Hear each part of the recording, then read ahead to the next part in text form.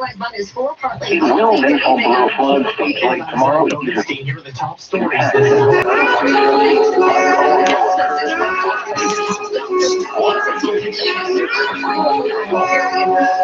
Oh shit, I can go full screen.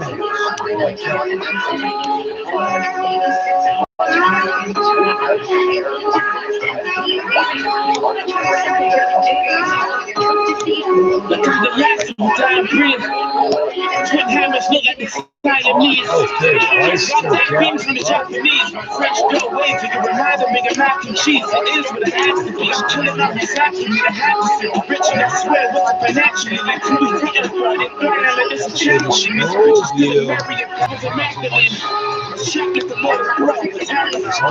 This piece is tremendous. We got the dragon on this rose with aerial gas. Riches we try to mind. A nigga with the game is set up with double dragon on the Megatron. Landing and Lebanon. He was slapping that back and forth like a technical. Used to live on French Street, burning the Esplanade. Bitches running shit from niggas filming the espionage. You know that's why the set for it. Why you niggas say potential never jumping in shit to be with it.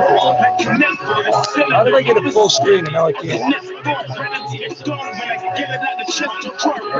When you go on toys, I mean, maybe when we go on toys, what did I do? I fucked it up. I gotta show it. Nigga, if you got that time, you gotta do it. Why they show me? I wear my heart on my iron sleeve. I'm the last without bread. So I can't open another fucking.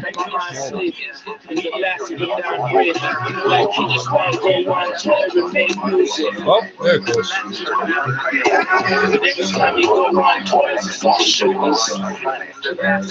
Yeah, I'm the last of the dying breed. I overcut these fucks in the chin and they die with ease. I bleed what I have to bleed. This blood's what I have to see. I gotta play with it now. Who the fuck trying to get stuck? Tell them ass pack, got to get struck. Brought the gasoline, I've never lost. I got OGs to get it back for me. Hold me down, throw me the crown, call me your majesty, God. They try to handle me love, no, I'll play that. The bullets in that great Mac 8-track, they go way back. About them all, top them up. Look where the safe at. Your numbers on your head, you already covered in face tats, boy. Why they always trying to snake that, boy? Johnny got the defibrillator to shake that, boy. Forget about it, you told me to rock the ASAP, boy. I'm the last of a dying breed, they wanna break that, boy. Bringing all that beat to the farm, my man's graded you. If you don't get respect in the streets, I can't stand with you. They tell you a threat on the beat, your man's scamming you. The bench is like a beast when it spins. Crash Bandicoot, pull up with a camera crew. Cannons in your face now. Everybody that's like influences like your face now. White boy, nice with a pen. This ain't no 8 man. We playing hopscotch in the spots where the body's traced out. Cause when you go on tour, it's all music. Baby, when we go on tour, it's just shootings. Drive-bys, your eyes watch shot, we going through. So we ain't really got all that talk, we just do shit. Wear my heart on my iron sleeve. Nigga lasted without bread. Try to chime in, man. Wear my heart on my iron sleeve. Magnetic field. Oh, like every second of every day. You should know that you work in radio. At the Raleigh Durham Airport, it was mostly cloudy. The temperature was 51 degrees, the dew point 48, and the relative humidity 89%. We got this wonderful idea to market our music. Is to keep paying radio stations that don't play music. In Burlington, it was cloudy. The temperature was 51 degrees, the dew point 45, and the relative humidity 79%. The wind was west at 5 miles an hour. The pressure was 29.91 inches and rising. Elsewhere across the state of Howard and Asheville, it was mostly cloudy with a temperature of 41.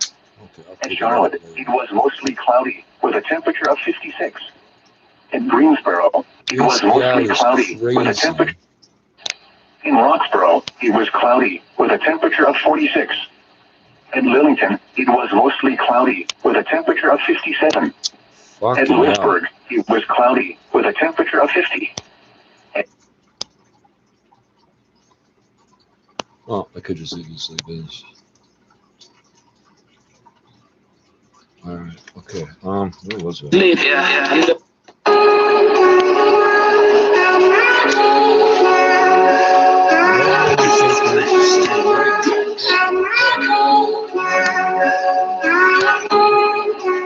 hard part is getting the it's correct. Nice,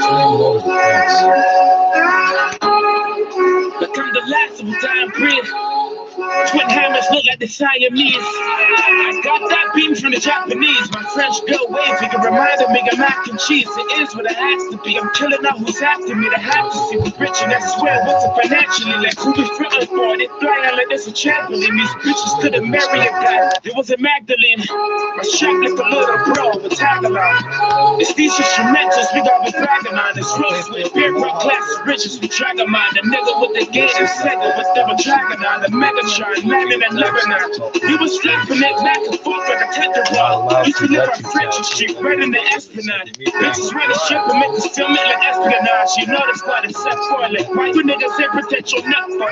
Chopping in shits to be wet like a net for the cylinder. Always a spin. I connect for it right into your dome when I get it out the chest to George rapper. When you go on tour, it's all music. Maybe when we go on tour, it's all shootings. Like other chefs got kicked, I gotta shoot it.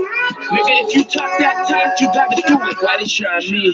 I wear my heart on my iron sleeve. I'm the last with down bridge. Why they try me? I wear my heart on my iron sleeve. I'm the last with down bridge. Like he just wanna go on tour and make music. But every time you go on tours, it's all shootings. I'm the last of a dying breed. I'm the last of a dying breed. I uppercut these fucks in their chin and they fly with ease. I bleed what I have to bleed. This blood's what I have to see. So big, go sit with your fam. I call it Applebee's. Who the fuck trying to get stuck? Tell them ask for me. The match pack about to get struck. I brought the gasoline. I've never lost. I got OGs to get it back for me. Call me down, calm with the crowd. Call me your majesty, God. They try to handle me, Lord. No, I'll play that. The bullets in that gray Mac A-track. They go way back. About them up, top your mark. Like where the safe at. Put numbers on your head. You already covered in face tats, boy. Why they always trying to snake that, boy? Charlie got the defibrillator to shake that, boy. Forget about it. You turn me to Rocky ASAP, boy. I'm the last of a dying breed. That wanna break that, boy. Like you bringing all that beef to the farm. My man's branded you. If you don't get respect in the streets, I can't stand with you. They tell you you a threat on the beat. Your man's scamming you. The Benz is like a beast when it spins. Crash Bandicoot. Pull up with a camera crew. Cannons in your face now. Anybody that's lying to us is lying face down. White boy, nice with a pen. This ain't no A-man. We playing hopscotch in the spots where the body's traced out. Cause when you go on tour, it's all music. And baby, when we go on tour, it's just shootings. Drive-bys, your eyes wide shut, we gone Kubrick. See, we ain't really got all that talk, we just do shit. I wear my heart on my iron sleeve. I'm the last of a down bridge. Why they try me? I wear my heart on my iron sleeve. I'm the last of a down bridge. Like he just wanna go on tour and make music. The last of a down bridge. But every time you go on tours, it's all shootings. The last of a down bridge. The point I'm trying to prove here is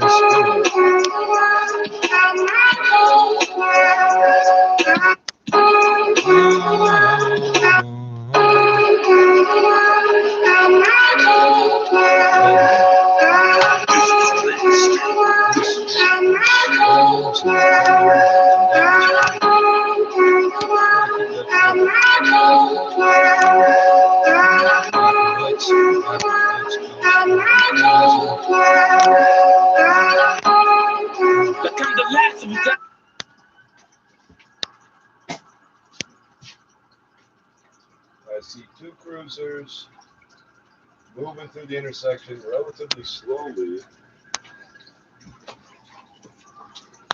Why two? Because there's one cop in each one.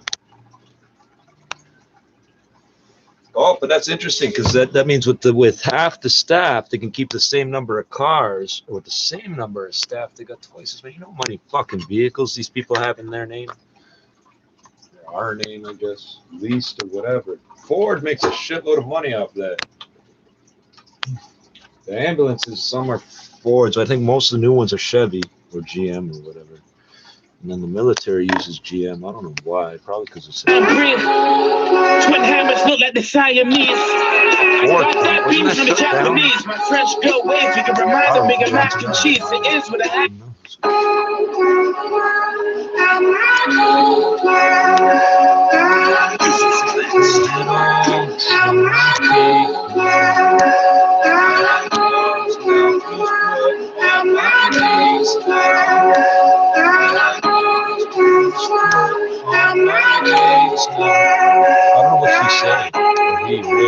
the last of a dying breed. He's just sick. Twin hammers look like the Siamese. I got that beam from the Japanese. My French girl waved to remind me of mac and cheese. It is what it has to be. I'm killing up who's after me. The have to see me rich, and I swear it wasn't financially. Like who we frontin' for? They flying like there's a trampoline. These bitches couldn't marry a guy. It was a Magdalene. My shop like a little bro with tag along.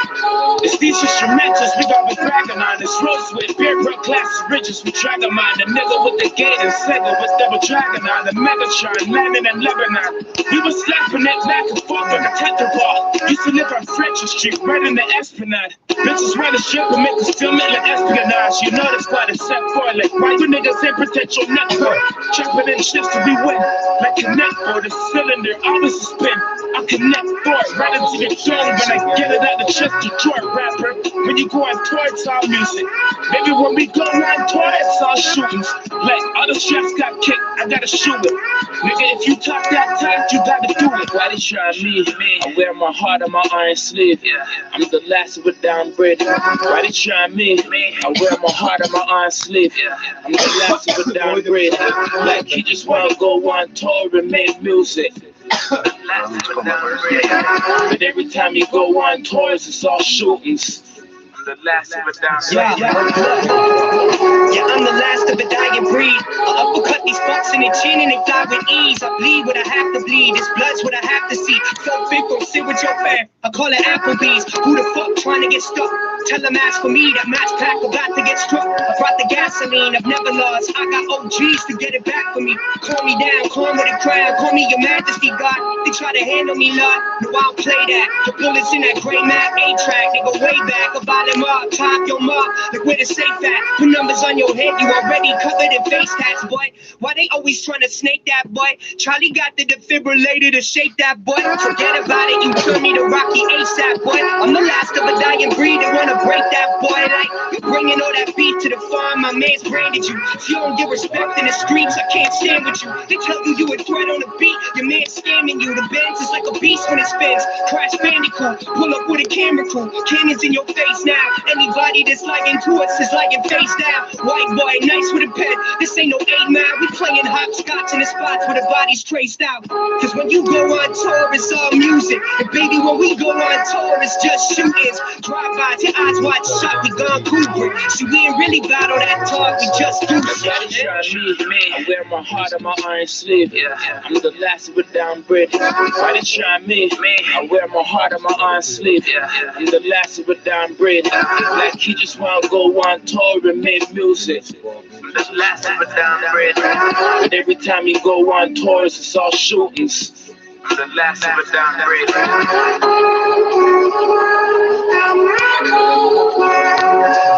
One more time.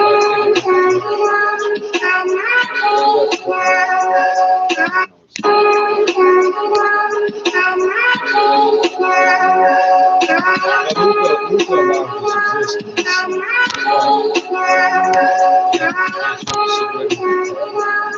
Well, you're not into smoking.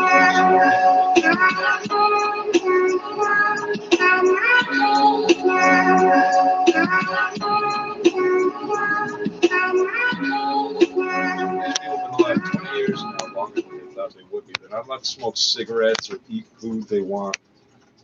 No tea. Welcome to Mi'kmaq Matters, a podcast about Mi'kmaq people and politics live.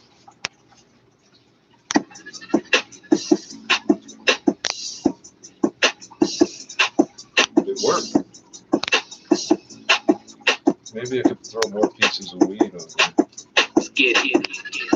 We've been gone since July. I ain't want no problems, really tried. Niggas play the part. Push the start. In Jamaica, auntie push the cart. Break it down. We've been poppin' since Rihanna told us take it down. The baby mama love my niggas. Swear to God, she fucking with us. Ashes.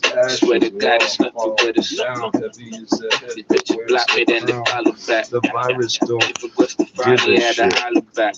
go power. We've been flashing since the start of cat. Controlling the Pull world up in the power. Dodge Charger black. Pull up, let me switch the floor a bit. I wonder if these niggas notice it. I'm a gangster, they call Dre Bar. My whip a race car. The tech been bad and bullshit, them bullets take off. The spare big bags of bread we getting to make off and shake off. Some Nicolas Cage, and that's your face off. We're reaping Ghost Rider, the motorcycle on fire, shoot your face off. Pressure make it sound like it's a paintball. You know me, Glizzy, it was time to shop. What happens if I scroll this up and down?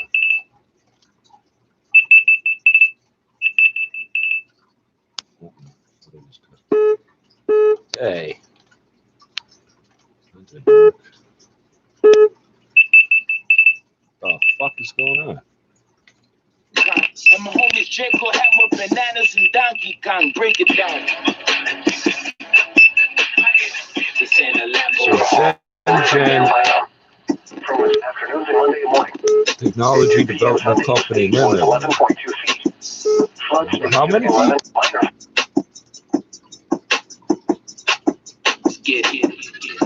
We've been got since like An analysis by Reuters says China's foreign trade is expected to further stabilize this year, following its dark horse performance in 2020. I don't try to make that look cool. I'm not blowing that out. It's bouncing off the air. My mouth is British news outlet wrote in its Chinese online edition that China's foreign trade is expected to sustain due to an early recovery from COVID-19. What? It says China's foreign trade has shouldered the responsibility of filling the gaps in global industrial chains. The country's foreign trade of goods totaled 29 trillion yuan, or about $4.5 trillion in the first 11 months in 2020, up 1.8% year on year in yuan terms, accelerating from an increase of 1.1% in the first 10 months.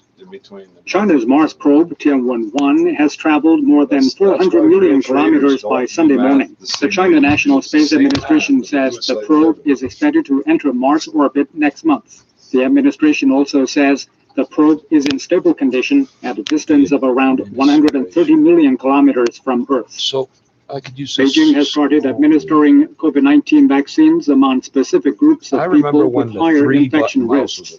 9 groups of people aged 18 to 59 will receive the vaccine before the Spring Festival of 2021, which falls on February 12th. These include frontline customs inspectors of imported cold chain goods and personnel working in the overseas and domestic transportation sector. An imported coronavirus variant case has been detected in South China's Guangdong province. The individual is an 18-year-old Chinese national who studies in Britain. He arrived in the provincial capital, Guangzhou, from Britain on December 4th and was quarantined. He has since been tested positive for the novel coronavirus. Gene sequencing analysis showed the patient had a coronavirus variant which highly resembles the strain recently reported in Britain. The individual is under further medical observation after being discharged from hospital. Egypt says the COVID-19 vaccine developed by Chinese drug maker Sinopharm has been officially licensed for emergency use in the country. Egypt received the first batch of Sinopharm vaccines on December 10th. Health Minister Hala Zaid says the batch went through 4 tests conducted by the Egyptian Drug Authority, and they all proved the safety of the vaccine. Zaid says Egypt will receive the second shipment of COVID-19 vaccines within days. Since the beginning of the COVID-19 crisis, Egypt and China have been cooperating closely in the fight against the pandemic through medical aid and expertise exchanges. India has authorized 2 COVID-19 vaccines, paving the way for a huge inoculation program to stem the coronavirus pandemic in the country. India's drugs regulator gave an emergency authorization for the vaccines developed by Oxford University and UK-based drug maker AstraZeneca, and another developed by the Indian company Bharat Biotech. Drugs Controller General Dr. V.G. Samani says that both vaccines will be administered in 2 dosages. The country's initial immunization plan aims to vaccinate 300 million people by August 2021. Saudi Arabia has lifted the ban on all international flights as well as land and sea entry. The 2-week ban was imposed as part of the precautionary measures against the spread of a mutant variant of coronavirus detected in a number of countries. A tally by Johns Hopkins University shows U.S. COVID-19 deaths have surpassed 350,000, with the national case count topping 20.4 million. New York State reported over 38,000 fatalities at the top of the state-level list. The United States remains the nation worst hit by the pandemic, accounting for 24% of the global cases and 19% of the global deaths.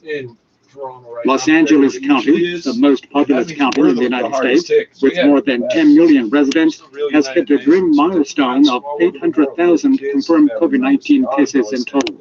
Officials say COVID-19 cases in the county have doubled in over a month, noting that it's the fastest acceleration of new cases than at any other time during the pandemic. That's the news. I'm Winchie.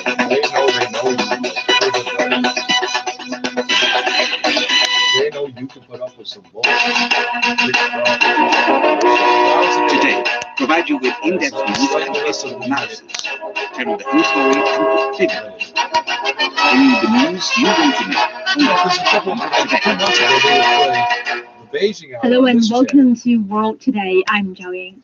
The year 2020 has ended with plenty of news stories that we'll always remember and some painful ones we'd like to forget.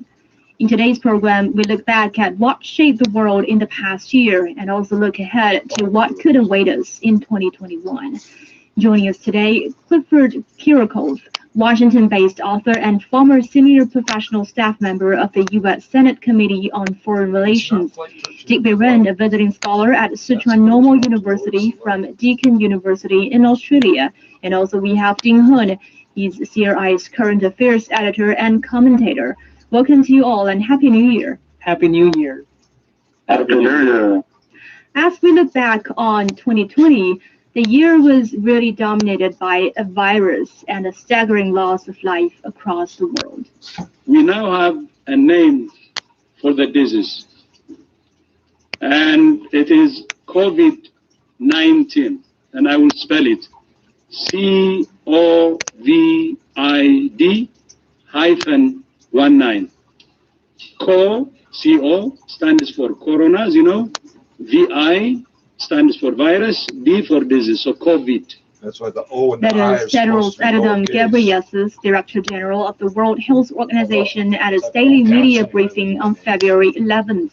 That was also the first time the word COVID-19 was spoken in public. COVID stands for coronavirus disease and 19 for the year in which it was first detected. It was named this way to avoid words that might cause offense or stigmatization, so it did not refer to any geographical location, animal, or any group of people. But Professor Ren, the question is to you.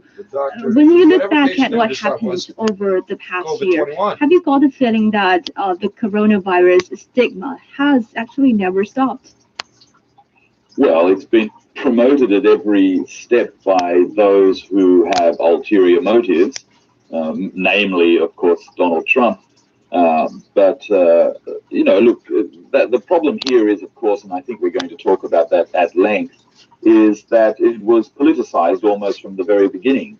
And it was done at that time, not specifically because people were worried about the virus. That it was done because they thought that it wasn't going to be serious and that it was going to be a short-lived affair and that it could be controlled very easily. And of course, that was a great mistake. And then once they're on, once the path had been taken, they didn't want to go back and then say, oh, look, a mistake has been made.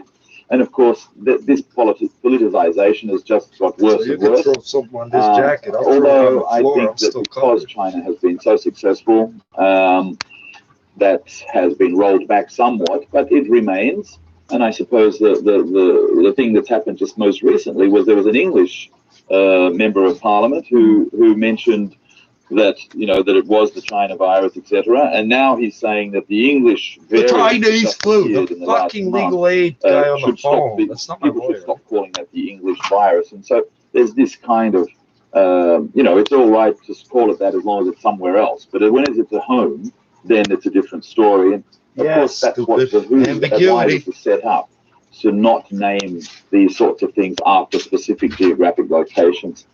So look, that's shown to everybody that the politicization of these sorts of things, where it's public health, public goods, is never going to be constructive. Right, politicization is obviously a very serious problem, but Jinghan, how do you look at the stigmatization of the virus? And do you feel the media also have a role to play, like the way we cover the story, the way of storytelling, they can actually affect people's perception? Well, definitely. I think at the very early stage, even Chinese media, Chinese English language media, based here in Beijing, tend to describe this kind of virus as a virus that had originated from Wuhan. But looking back, that was probably not a very scientific and concise or accurate way of description,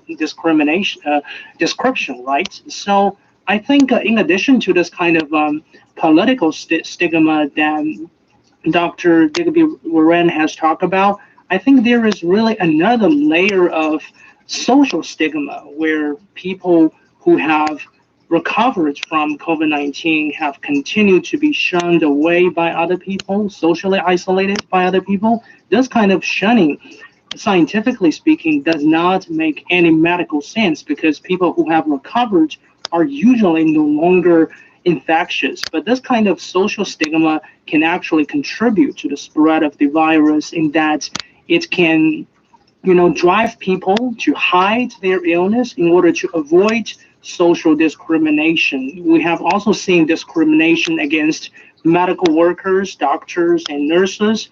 In a survey by the Japanese Nursing Association, some 20% of the Japanese nurses said they have experienced some form of discrimination.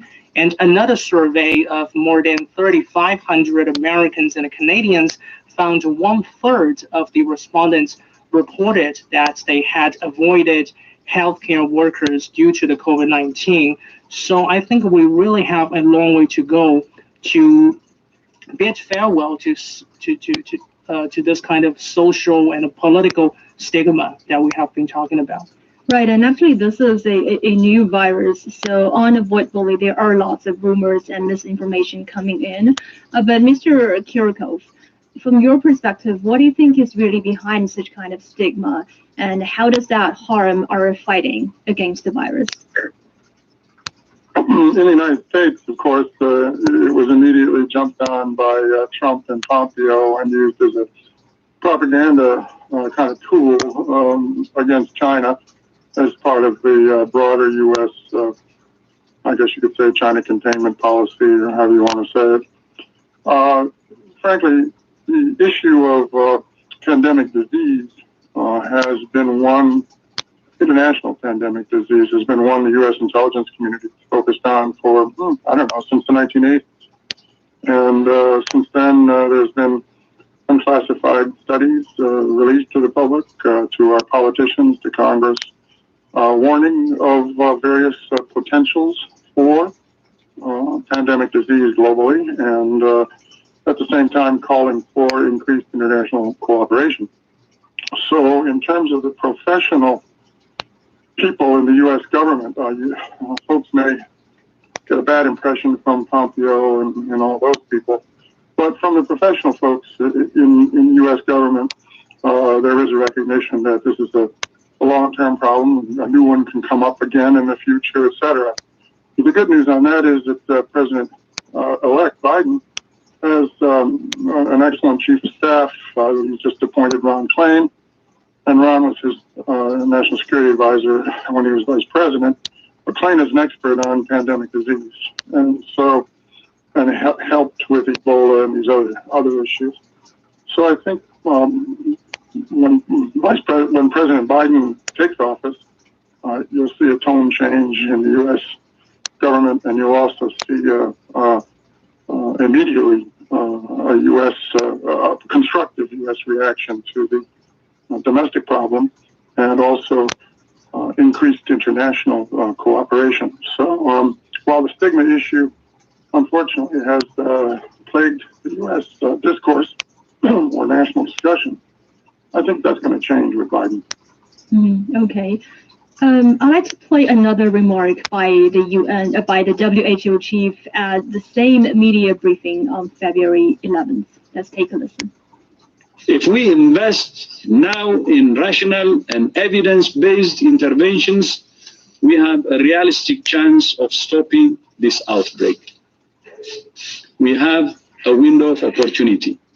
Professor Ren, looking back at those remarks, how do you think the world has missed that window of opportunity? Well, I suppose the first thing, of course, is that once the Americans had politicized the naming of the virus and then the controlling of the virus, and of course they didn't want in any way to follow any advice that was coming from China or anywhere else for that matter. They were on a road to destruction in real terms. And so, of course, they started attacking the WHO, saying the WHO, that the WHO also was politicizing it, that they were only listening to China, that they were being unduly influenced, and so forth. And so, of course, they just, it's doubled down, right? To make it, you've made the first mistake, so now you have to recover from that. You have to double down on it, and that made it even worse, and it muddied the waters in such a way that other countries started beginning to believe that, oh, that was actually possible. So, setting up COVAX, for example, where the vaccines might be shared, sharing R&D research. I mean, China was very, very fast to do the genome, to track the genome and then release the genome to the Americans and to everybody else. But that was sort of ignored. It wasn't in any of the press releases. And so the WHO was not able to kickstart this effort from strength with the full support of the world's largest economy and some of its friends. And that caused enormous amount of delay. And I think we can see what's, the result of that. But as the previous guest just said, Joseph Biden and his chief of staff are going to, from the American side, are going to approach this a lot better. I think that's almost sure. Exactly how they will do that is not yet clear. But yes, they will be more cooperative. The tone will change. It will be better. But now what we're seeing is there's some competition in the market for the viruses themselves. And we can see even that there's still some residual kind of, I suppose, resentment or at least misinformation about the Chinese viruses, the quality of them and the testing of them, the same for the Russians. And they've downplayed any kind of errors that might have happened in other, the companies in the Europe and in America that have released viruses. And we now have a kind of competition right across the world for, getting into the markets for the vaccine. And everybody sees it as well, not everybody, but I shall say that some people see it as a profit idea. It has to be profitable in a very high way. And I think that Xi Jinping said very early on that, this has to be made available cheaply and as fast as possible and widespread as possible. And I think that's going to be the great challenge. And there are some people who are still working against that. They do not want to cooperate at the most fundamental levels. That's a big problem. Indeed. And Ding-Hun, if you look at what the situation was in February and the situation now, do you think politics are doing more harm than good in this process? Well, interesting question. Depending on which country's politics we're talking about, actually. Of course, in the United States, definitely politics has exacerbated things over there. Partisan division made it almost impossible to achieve a quick compromise on key policy issues, therefore leading to a delay in the response by the federal government. Then there is the election politics. Donald Trump's initial reaction to the coronavirus was that this was a hoax by the Democratic Party to try to undermine his administration. And because he relied on a strong performance of the American economy in his election campaign in 2020, he was very, very reluctant to impose lockdown, and he pushed to reopen the economies when things were not ready. But I think in some countries, politics was not a minus. For example, here in China, our political system in which we're able to quickly mobilize resources across the country to help a single particular city in Wuhan is in many ways a plus. I'm not suggesting that China's political system is definitely working better than others. I actually personally don't like this kind of narrative that the pandemic has revealed the weakness and the flaws of Western democracies. If you take a look at New Zealand, for example, it is a typical Western democracy, but it has done very, very well in fighting with the pandemic. I think we need to analyze the situation case by case. So I think regarding international politics, for example, generally there is a lack of international cooperation, like Digby Warren has talked about. China and the United States should have cooperated. They cooperated very well in responding to the financial crisis 10 years ago. They cooperated well in dealing with the Ebola outbreak in 2014. But unfortunately, in 2020, because of Trump unilateralism, because of a bigger geopolitical rivalry between Beijing and Washington, we didn't see cooperation between Beijing and Washington in this fight with COVID-19. Well, Mr. Kirikov, do you think the U.S. may have done a better job in terms of how to deal with the virus if this is not an election year? Well, the problem with the Trump administration is its incompetence. Mr. Trump never served in government. He knew nothing about how Washington works, nothing about international diplomacy, etc. So it was an odd choice for Americans, but understandable in the situation. So the failure of the Trump administration, or the failure of the United States under Trumpian leadership and Pompeo and all these people, unfortunately, the United States is paying a price for it, and so is the world. I do think there'll be a change under Biden, so we have 3 weeks to go before we get Mr. Biden inaugurated. But the real failure is a failure in the U.S. political system in terms of delivering competent politicians, competent leaders. Clearly, Mr. Trump is one of the least competent leaders the United States has had in the last couple hundred years. So I think with a change to Biden, even though I may not agree with all their policies, because that's another discussion, but I think with Biden you're going to have more international cooperation on health. And the United States was pioneering with the United Nations organization under FDR and other leadership a long time ago. We should be pioneering on international cooperation in public health, and not to mention COVID, etc., or whatever is to come, because we're just in the COVID crisis now, COVID-19. But in the future, there will be other types of pandemics. I mean, these are biological processes on the planet. So the international community has to get through this particular crisis of COVID-19, but the international community has to anticipate that in the future there's going to be other pandemic issues like there was years ago with the Spanish flu, etc., so-called Spanish flu from Kansas, etc. Right. And Professor Ren, just now you mentioned about the vaccination and the uneven distribution of those vaccines. I mean, yes. Some would say the vaccination programs would bring in the beginning of the end of the pandemic, but do you feel that's really the case? No, I don't think that is the case. Vaccinating the entire population of Earth is basically not possible. So it has to be done in a very, very targeted way, driven by science and driven by need first. The most serious cases first, and of course that's health workers and public facing doctors, medicine, etc. Important officials, etc. People who really need to be in good health because they're going to have to face the populations that are affected by the virus the most. But I just wanted to say also that one of the other problems that occurred immediately was that there were not enough stocks. Now, because this is so expanded so quickly, there was not enough stocks of all the sorts of basic things that you would need: rubber gloves and syringes and gowns and all the sorts of protective wear that medical workers, frontline workers need.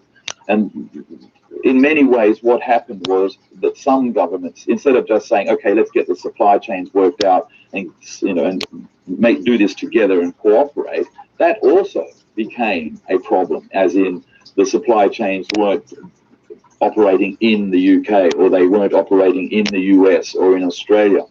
And China came to support immediately and increase their production very, very, very quickly. And that also became politicized in the sense that all these supply chains have to be returned to, to the US or to the UK or somewhere else, instead of solving that problem first and then approaching that also multilaterally.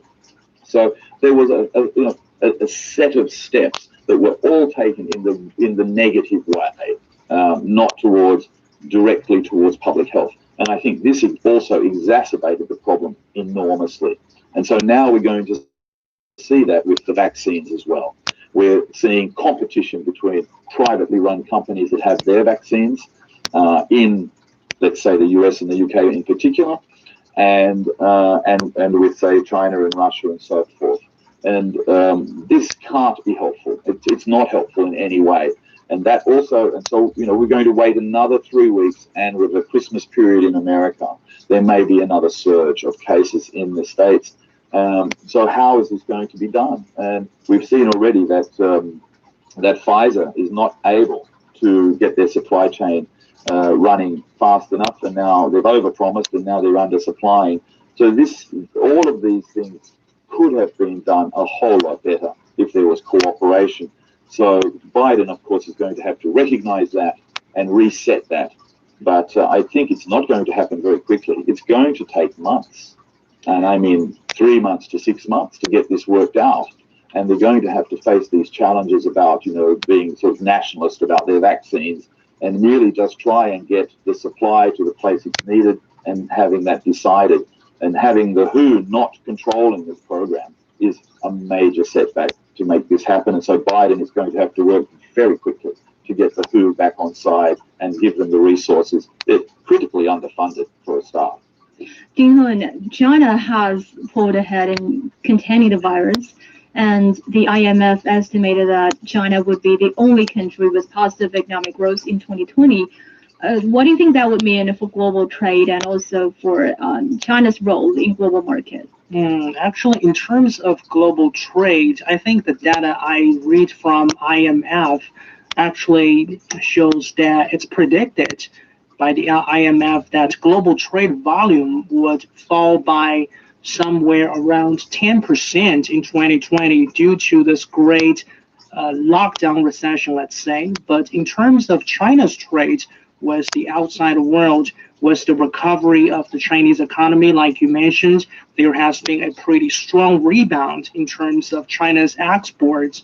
So I think definitely China's share in global trade has increased substantially, whether you like it or not, whether other countries like the United States like it or not. This is the reality in 2020.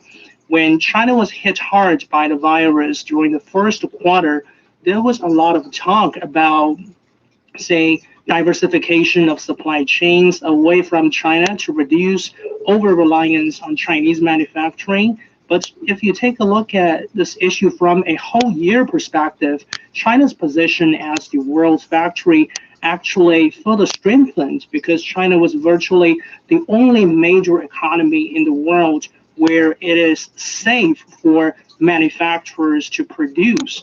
But I think in the meantime, we also need to keep in mind that China itself represents a very big profitable market. So the recovery of the Chinese economy actually means that Chinese demands for consumer goods and raw materials from other economies will recover. This is a positive factor for the other economies. The figures I have is that China's imports expanded more than 13% in September and nearly 5% in October. So even imports from America, despite this geopolitical tension between Beijing and Washington, are actually rebounding quickly in some of the most recent months, because Beijing is very, very committed to implementing this phase one trade deal with America. Yes, thank you. We're speaking with Ding-Hun, CRI's current affairs editor and commentator Clifford Kirikov, Washington-based author and former senior professional staff member of the U.S. Senate Committee on Foreign Relations, as well as Digby Ren, a visiting scholar at Sichuan Normal University from Deakin University in Australia. And remind our listeners, if you want to hear this episode again or to catch up on previous episodes, you can just download our podcast by searching World Today. Or if you want further discussion, you can follow us on Twitter. It's China Plus News. And let's take a short break here. Coming back, we'll continue our discussion.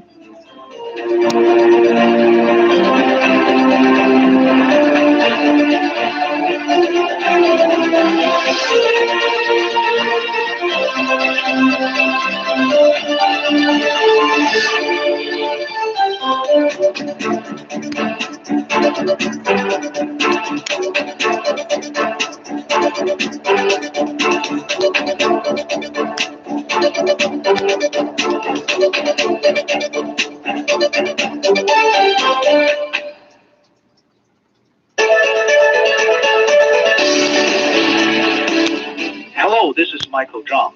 Greetings from Los Angeles of the Golden State of California. Thank you today for making me part of your team. I truly enjoyed the debates we had and look forward to many more in the years to come.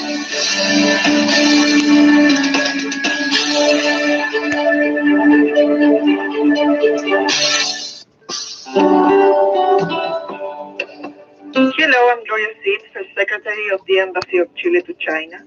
It's been an honor taking part on your show and telling you about the relationship between Chile and China. Wishing you all the best.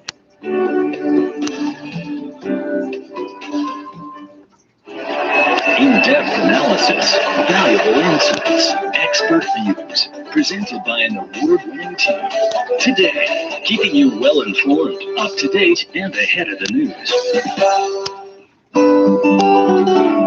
I am Dan Wang, China analyst from the Economist Intelligence Unit.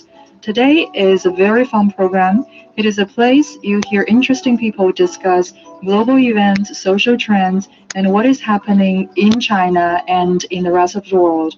So friends around the world, hope you can join us. Welcome back. You're listening to World Today. I'm Zhao Ying. In case you're just joining us, we're looking back at the biggest stories of 2020 that has shaped the world. Joining us today, Clifford Kirikov, Washington-based author and former senior professional staff member of the U.S. Senate Committee on Foreign Relations. Digby Ren, visiting scholar at Sichuan Normal University from Deakin University in Australia. And Ding Hun, CRI's current affairs editor and commentator. Well, Professor Ren, just now Ding Hun talked about China's recovery from the pandemic. And also we know that China is adopting a new economic model dubbed double development dynamic or dual circulation. How do you understand this shift in China's development strategy, and how do you think the rest of the world would be affected? Well, the first thing to say about that is that this is an extension. It's not a completely new idea. But what it does do, it concentrates much more on the logistics. So import-export, obviously, but also the logistics of that import-export and making sure that both sides, the internal, the domestic and the external, international, are much more balanced. That's very, very important. And for example, one of the things that Ding Hun was talking about was, the increase of imports into China and the supply chain management of China during the crisis. And I just wanted to make one point about that, and this ties into dual circulation, was the great use of the new infrastructure, the rail lines and highways that have been built through Central Asia. And that enabled the supply chains to continue and in fact expand by sending products via terrestrial means, so through rail and road. And that, because there were so many problems related to seaports and airports with the movement of the virus. So that enabled control over the logistics. And so dual circulation has a lot to do with that as well. The way that things are circulated more evenly and that there are more possibilities to balance the logistical elements and specifically to balance domestic needs and external needs so that they are complementary, far more complementary. And so that's how I understand it. Yes. Right. And Mr. Kirikov, China says it will prioritize innovation and technological self-sufficiency in the next 5 years, which I do find some parallel with Biden's plan to invest more in technology, in research and development and infrastructure. I mean, with that in mind, and also with the U.S. tightening technology exports to China, do you think that will lead to a global decoupling of supply chains? Well, it's logical for China to work on innovation and technological development. And we can look back many centuries ago, many centuries ago, and see China's scientific and technological prowess hundreds and hundreds and hundreds of years ago. So it's within the culture, Chinese culture, to advance in science and technology. So I think that's a normal development and a good development. And obviously President Xi's leadership is absolutely correct on that development. In terms of global supply chains, we may see some changes in the future because of new manufacturing techniques, 3D printing, and various new material science advances. So you may get some a trend a little bit toward the localization of production in some cases. But generally speaking, I think globalization, if we just interpret that as international trade, broadly speaking, is certainly going to continue and increase. China was a locomotive after 2008 to bring the global economy along after the shock of 2008 financial crisis. So China, again, can be a locomotive, depending on the success of its current phase of economic development, can be a locomotive to bring us out of this COVID situation. But I would add that the downturn in international economy, global economy, actually, you could trace to late 2018 in Europe, with a softening of the economic situation in Europe in 2018. And then, so there was a downward trend then. And then, unfortunately, we had the trade and tech war by Mr. Trump, which again put downward pressure on the global economy. And then we had the black swan of COVID, which further caused issues in the global economy. So there's a lot of challenges for all of us around the world to work through to get the world economy back up and running again. I would caution, though, that I know there's a lot of V-shape, quick rebound thinking out there, but we should allow for a scenario that's an L-shape where we have a plunge downward in a fairly long-term recovery situation. So I wouldn't be, I'm not sanguine about a quick V or even a U. We may look for an L-type shape, a downward trend with a long-term need for recovery. But China certainly can play the key role in helping be a locomotive for that recovery. Right. And Ding-Hwan, I mean, Mr. Kirikov said that he believes globalization will continue, but in what way? And do you think the pandemic is adding momentum to this deglobalization trend? I think there is actually a mixed picture. My answer is really yes and no. Yes, because there is a lack of international cooperation this time to cope with the pandemic. That's what we have seen. National security and public health concerns are providing some legitimacy and rationale for protectionism. This kind of retreat will not mark the end of globalization, but I think globalization might be reversed, at least partially. Global trade, like I said earlier, declined significantly in 2020 due to the pandemic. But I think more important is really the way that countries now think about economic cooperation and integration. This pandemic is really, kind of reinforcing this kind of concern that global supply chains have gone too far. It is not only Trump who has been talking about bringing manufacturing jobs back from China to America, right? Japan is also seeking to do the same. Germany is now talking about nationalization to relocate supply chains in order to win back national sovereignty in some particular sensitive economic fields. Now, whether they can end up achieving these goals is another matter, but at least this kind of deglobalization sentiment will be there in the foreseeable future. But on the other hand, no, because, 2020 has also witnessed the signing of RCEP. That's a great momentum to globalization and free trade. This latest China-EU investment deal is another big momentum. Globalization and more free trade seem to be the only way for the whole world to pursue a kind of recovery in a future post-pandemic time. So I think in the future, this kind of battle between pro-globalization and deglobalization forces will continue. And at this point, I don't know which side will eventually win. Mm-hmm. And also, this unprecedented pandemic has led up to an unprecedented U.S. election with the highest turnout rate in more than a century. President-elect Joe Biden won over 81 million votes. That's the most votes cast for any presidential candidates in the U.S. history. But there were also about 74 million Americans voted for Trump, the most ever for a losing candidate. So, Professor Ren, I'd like to get your view on this. What do you think this is telling us about the division and polarization of the U.S.? Well, there definitely is a polarization. There's no doubt about that. And that tends to, if you look at it in a larger scale, what you see is that it's very much a rural-urban divide. And it's also a kind of tribal divide in the sense that particular groups that have a particular agenda, whether it be ethnic or racial or related to gender or political beliefs, but specifically more, what shall we say, more protectionist or not.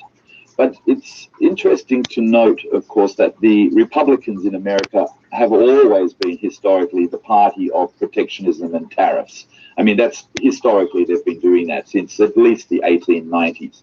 So that's not a new thing. And I think that's quite misunderstood, that the Republican voters, many of them support Trump, not because it's Donald Trump, but because he's sticking to what Republicans actually vote for, which is they want higher tariffs. They see it as a means by which they can solve local domestic unemployment, increase exports, and increase manufacturing, or the maturation of manufacturing. And of course, it's never actually worked. This has never really worked, except perhaps with McKinley, 120 years ago. But other than that, it's never really worked at all. And what they've done is they've subordinated trade policy to foreign policy. So foreign policy is the most important thing. And as we know, that's driven far more by ideologues than it is by economic necessity. And that's the problem. You get this conflict inside America between the idea that you need to save jobs and increase your manufacturing and so forth and bring it home, and the fact that it doesn't actually do that. It's never actually produced that. And all that's happening is you're getting this friction externally in terms of foreign policy. But I think it's incorrect to believe that all these Americans just vote for Trump because they love Trump and his populism.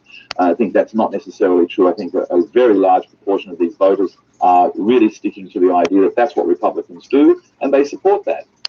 And then it's rural and urban, because the rural voters are more, shall we say, parochial. They're more disconnected from the international realities.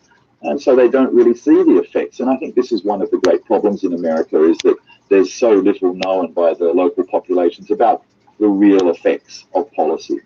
Well, Mr. Kirikov, when we talk about foreign policy, I mean, that was once a domain that stood above partisan politics.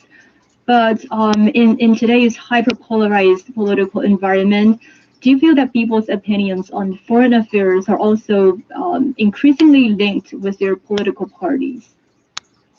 Well, first of all, foreign policies from the very beginning of the Republic here have been a concern of a top issue. It's not divorced from public thought. For example, were we pro-French or pro-British during the late 1700s, for example? or World War I, are we going to help, France and Britain against the Germans, etc.? So foreign policy is linked to domestic policy, and it's linked among the U.S. elite that control it. And the public just derives its information from newspapers, which are in concentrated ownership and et cetera by the elite. So public opinion can be variable or malleable depending on the pressure that the big corporate press, concentrated press, media services bring on the public.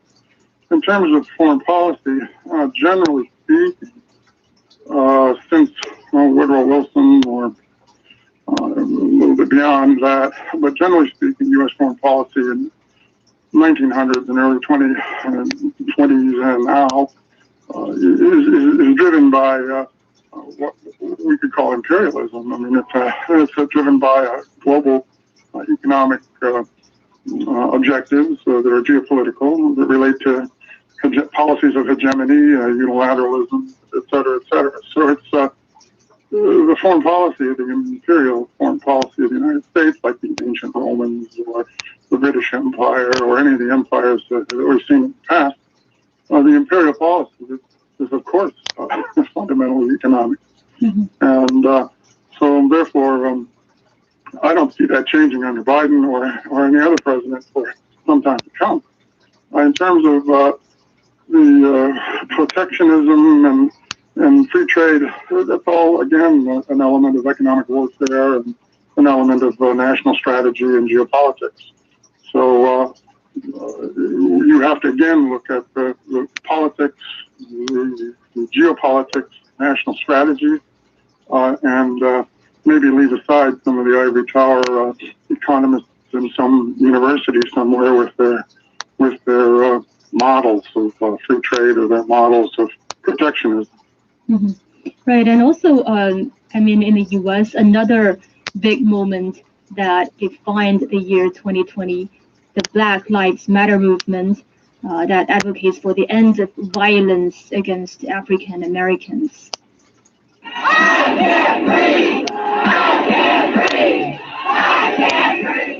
Well, the protests erupted after the killing of African American George Floyd, who dies at the hands of police in Minneapolis. So Ding-Yun, this was not the first incident of police brutality in the country, and I guess it won't be the last one. But why do you think this has caused such strong reactions? Well, I think the death of George Floyd really came at a very special time, let's say, for the United States, due to this COVID-triggered economic recession or economic trouble.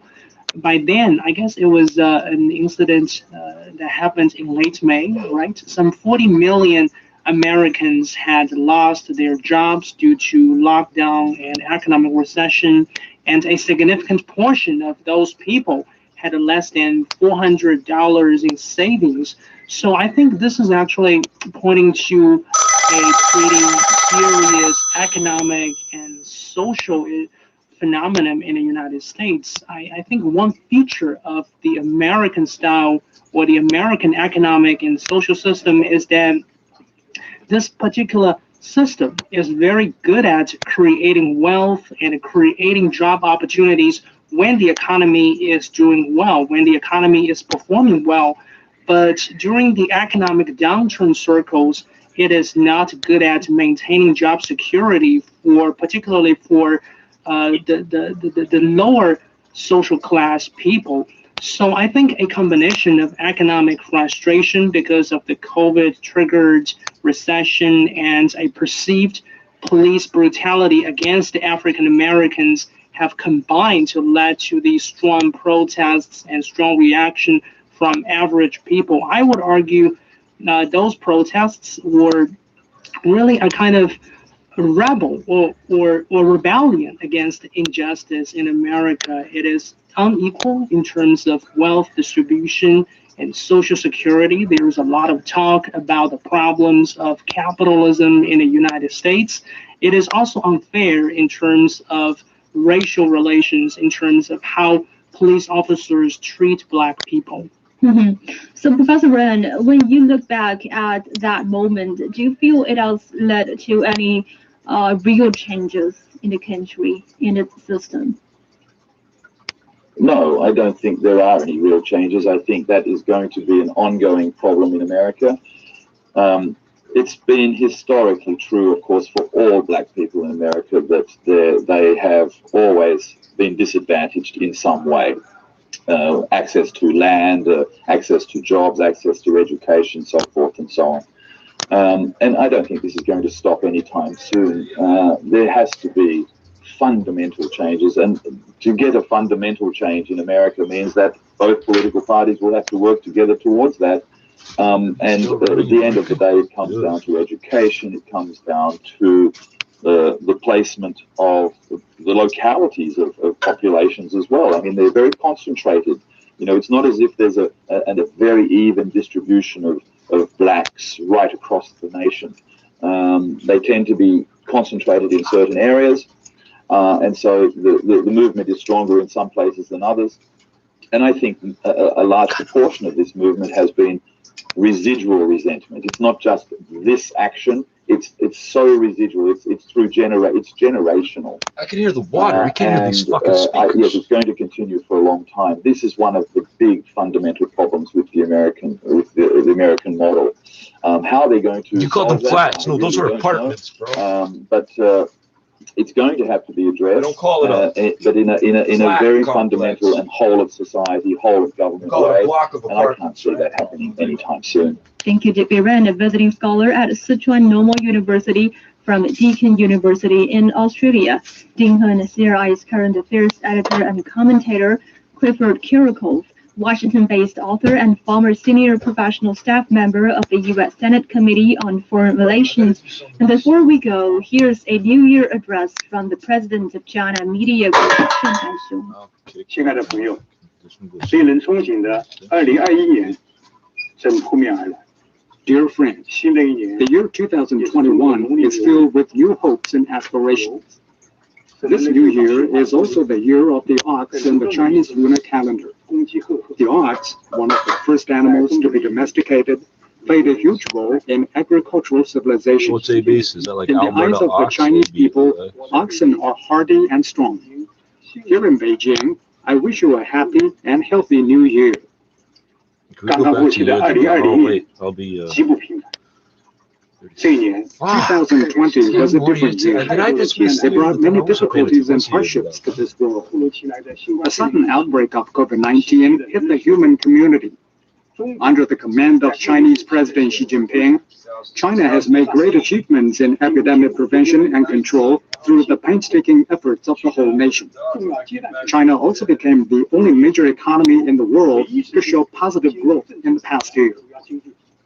Currently, COVID-19 is still spreading in many countries around the world. We empathize with the world, and it is our sincere hope that we can get through the hard times as soon as possible, and that everyone is healthy and safe. 作为媒体人，报道事实、传递真相是我们的职责。 As media professionals, it is our duty to report facts and truth. In the early days of the COVID-19 outbreak, more than 2,000 of my colleagues immediately went to the front line. Their work included live coverage from COVID-19 wars in the Red Zone, as well as a multi-language documentary, Together Against COVID-19. They showed the world the real situation of China's fight against the pandemic in a timely and objective manner. We launched a special live show called COVID-19 Frontline, featuring medical professionals from around the world. Chinese medical experts shared their experiences in fighting the pandemic. We also spoke exclusively with Richard Horton, editor-in-chief of the medical journal The Lancet, and Peter Forster from Cambridge University in the UK, who is the lead author of a study on how the virus has mutated as it has spread. The experts used scientific facts to clarify various rumors about the epidemic.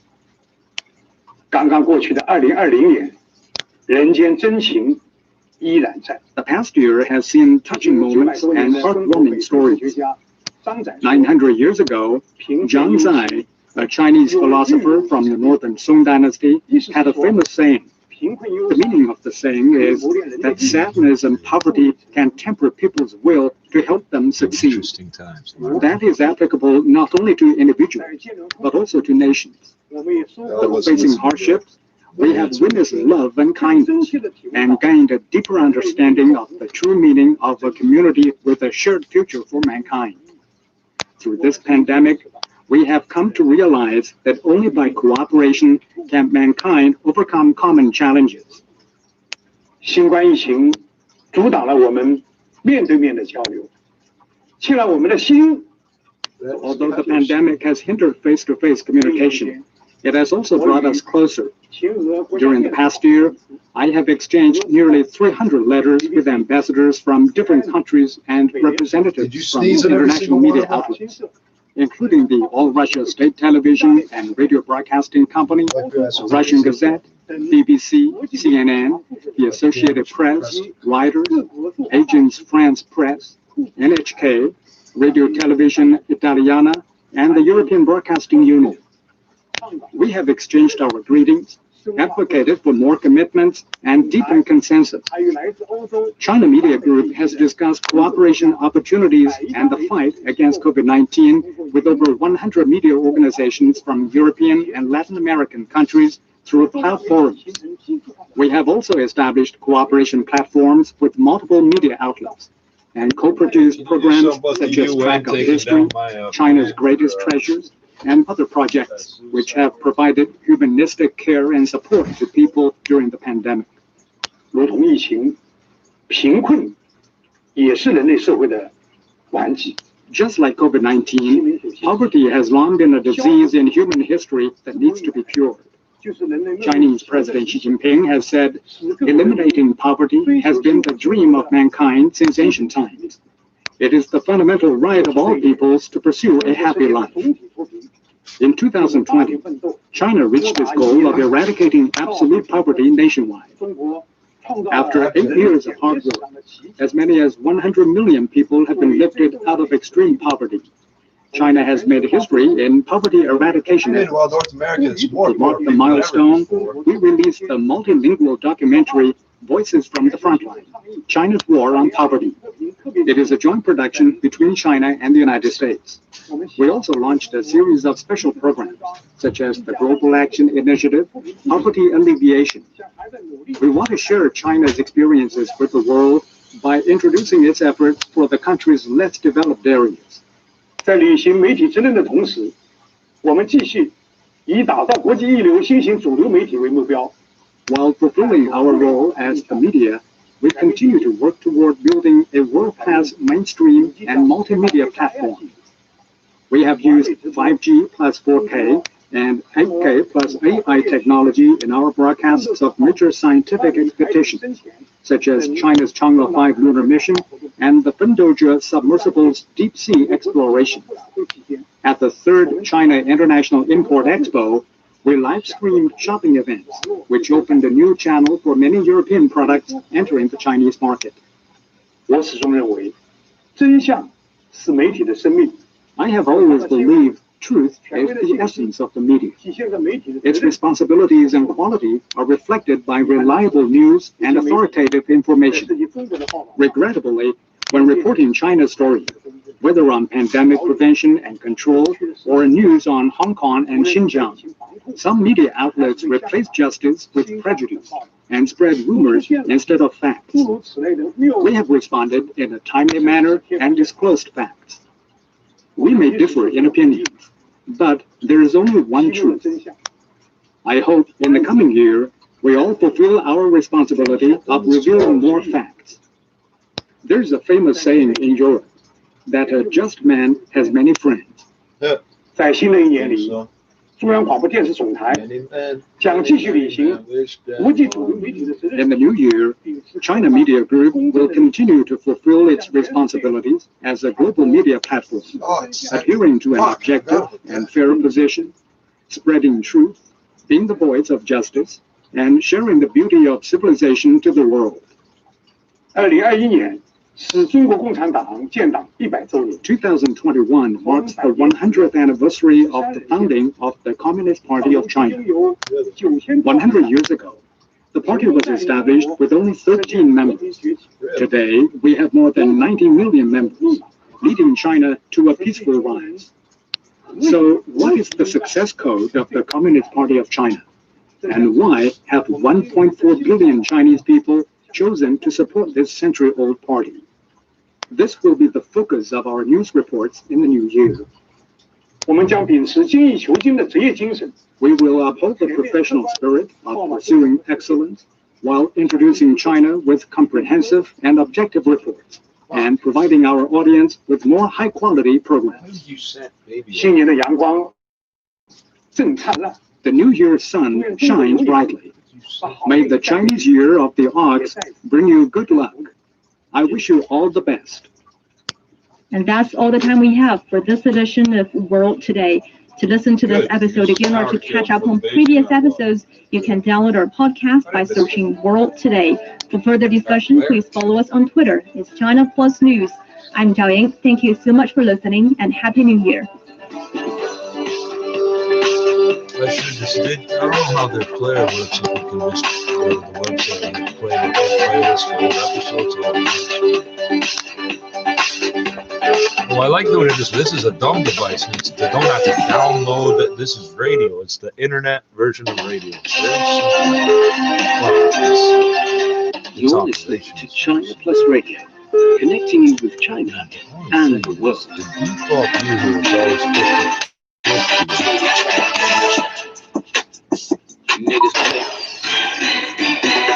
Now the news. I'm Shin Becker. China Security and Regulatory Commission says it firmly supports the country's three big telecom companies. It's clicking and unclicking over. The law. CSRC commented in response to the New York Stock Exchange announcing that it'll delist companies said to be linked to the Chinese military. China Telecom, Black Mobile, China Unicom, Hong Kong. We've been flashy since the start of cat. I don't know what the fuck's going on here. What are you fucking doing? Completely ignores the actual situation and severely undermines normal market rules and order. It also warns that the suppression of foreign companies listed in the United States will damage the global position of the U.S. capital market. Got him now. China's the radio's Commerce Ministry broken. says it'll take necessary measures to protect the interests of Chinese enterprises. Man? More than 73,000 doses. We know you're a fucking sex offender, no or you wouldn't be in the position to be doing this shit over and over, you fucking retard. Plus your pathology, you couldn't be more plain. All you do is scripts, because you're a script kitty. Inoculation status. You use the term script injection just like you call fucking a kid in the ass a type of injection. It's not fucking humorous. Telecom, China Mobile, and China Unicom, Hong Kong. The U.S. president issued an executive order compelling the stock exchange to take action. The Chinese regulator says the U.S. move completely ignores the actual situation and severely undermines normal market rules and order. It also warns that the suppression of foreign companies listed in the United States will damage the global position of the U.S. capital market. China's Commerce Ministry says it'll take necessary measures to protect the interests of Chinese enterprises. That's why everyone More than 73,000 doses of coronavirus vaccine have been given out in Beijing with no adverse reactions reported. The Chinese capital has launched a citywide vaccination program with 9 groups such as port workers, transport staff, and medical employees first in line. The doses are being given out at more than 200 locations in the capital. Spokesman Gao Xiaojun with the Municipal Health Commission says online platforms will help people manage their inoculation status. Those who have received the initial dose could find their status updated. The status will be updated to vaccination completed when they've received the second dose. Emergency vaccination for the 9 priority groups are expected to be completed ahead of Spring Festival, which falls on February 12th. Vaccinations for other groups will be completed afterwards. Samples taken from auto parts packaging in several Chinese cities have tested positive for the novel coronavirus. Of course, you assholes are filthy. After an employee with an auto parts company in Beijing was diagnosed with COVID-19 late last month. So far, Shanxi, Hebei, Shandong, and Inner Mongolia have also reported positive results for the virus on auto parts packaging. India's drug regulator has granted final approval of the emergency use of 2 coronavirus vaccines. The regulator gave the green light to the AstraZeneca Oxford vaccine and Covaxin, developed by local company Bharat Biotech. Drugs Controller General of India, V.G. Somanu, says AstraZeneca's vaccine has a 70% efficacy, while Covaxin is safe and provides a robust immune response. The world's second most populous country is expected to start a massive immunization program within weeks. Egypt is licensed a COVID-19 vaccine developed by China's Sinopharm for emergency use. The country received the first batch of the Chinese vaccine on December the 10th and has conducted 4 tests since then, which officials say all prove the safety of the vaccine. The second shipment is to arrive within days and be provided to citizens later on this month. Indonesia is distributing a COVID-19 vaccine developed by China's Sinovac across its 34 provinces. The country has prepared 10,000 medical facilities and over 40 port health offices to help with the distribution. Officials say preparations have been completed to ensure that the temperature of the entire cold chain transport process is maintained between 2 and 8 degrees Celsius. Hong Kong Exchanges and Clearing Limited says it's appointed Calvin Tai Chi Kin as interim chief executive. The 58-year-old will also continue his role as co-president and chief operating officer of the Hong Kong Stock Exchange. Tai joined the exchange in 1998. His predecessor, Charles Li Xiaojia, retired from his role as chief executive at the end of last year. Li's been appointed as a senior advisor to the board for 6 months, effective January the 1st. China set a new box office record for New Year's Day. Mainland theaters raked in $92 million on the first day of the year. The single-day revenue surpassed the previous record of nearly $55 million that was set on the same day in 2018. The Islamic States claimed responsibility for an attack that killed 11 miners from Pakistan's minority Shiite Hazaras in Baluchistan province. The attack took place early on Sunday morning, killing the miners who were in a shared room near the coal mine where they worked. Hazaras have been frequently targeted by Taliban and Islamic State militants and other Sunni militant groups in both Pakistan and Afghanistan. And that's the news. I'm Shane Bigham. So somebody picked up the dead bird in the road and put it in the cardboard boxes. So now we Hello, everybody. Welcome to Roundtable, coming to you live from Beijing. That'll be like coming down off. Roundtable, connecting China and the world. We bring you fun and timely discussions about what's affecting our lives everywhere, every day. You can use the number pad to go up and down to the stage. Let's see if we can hear it.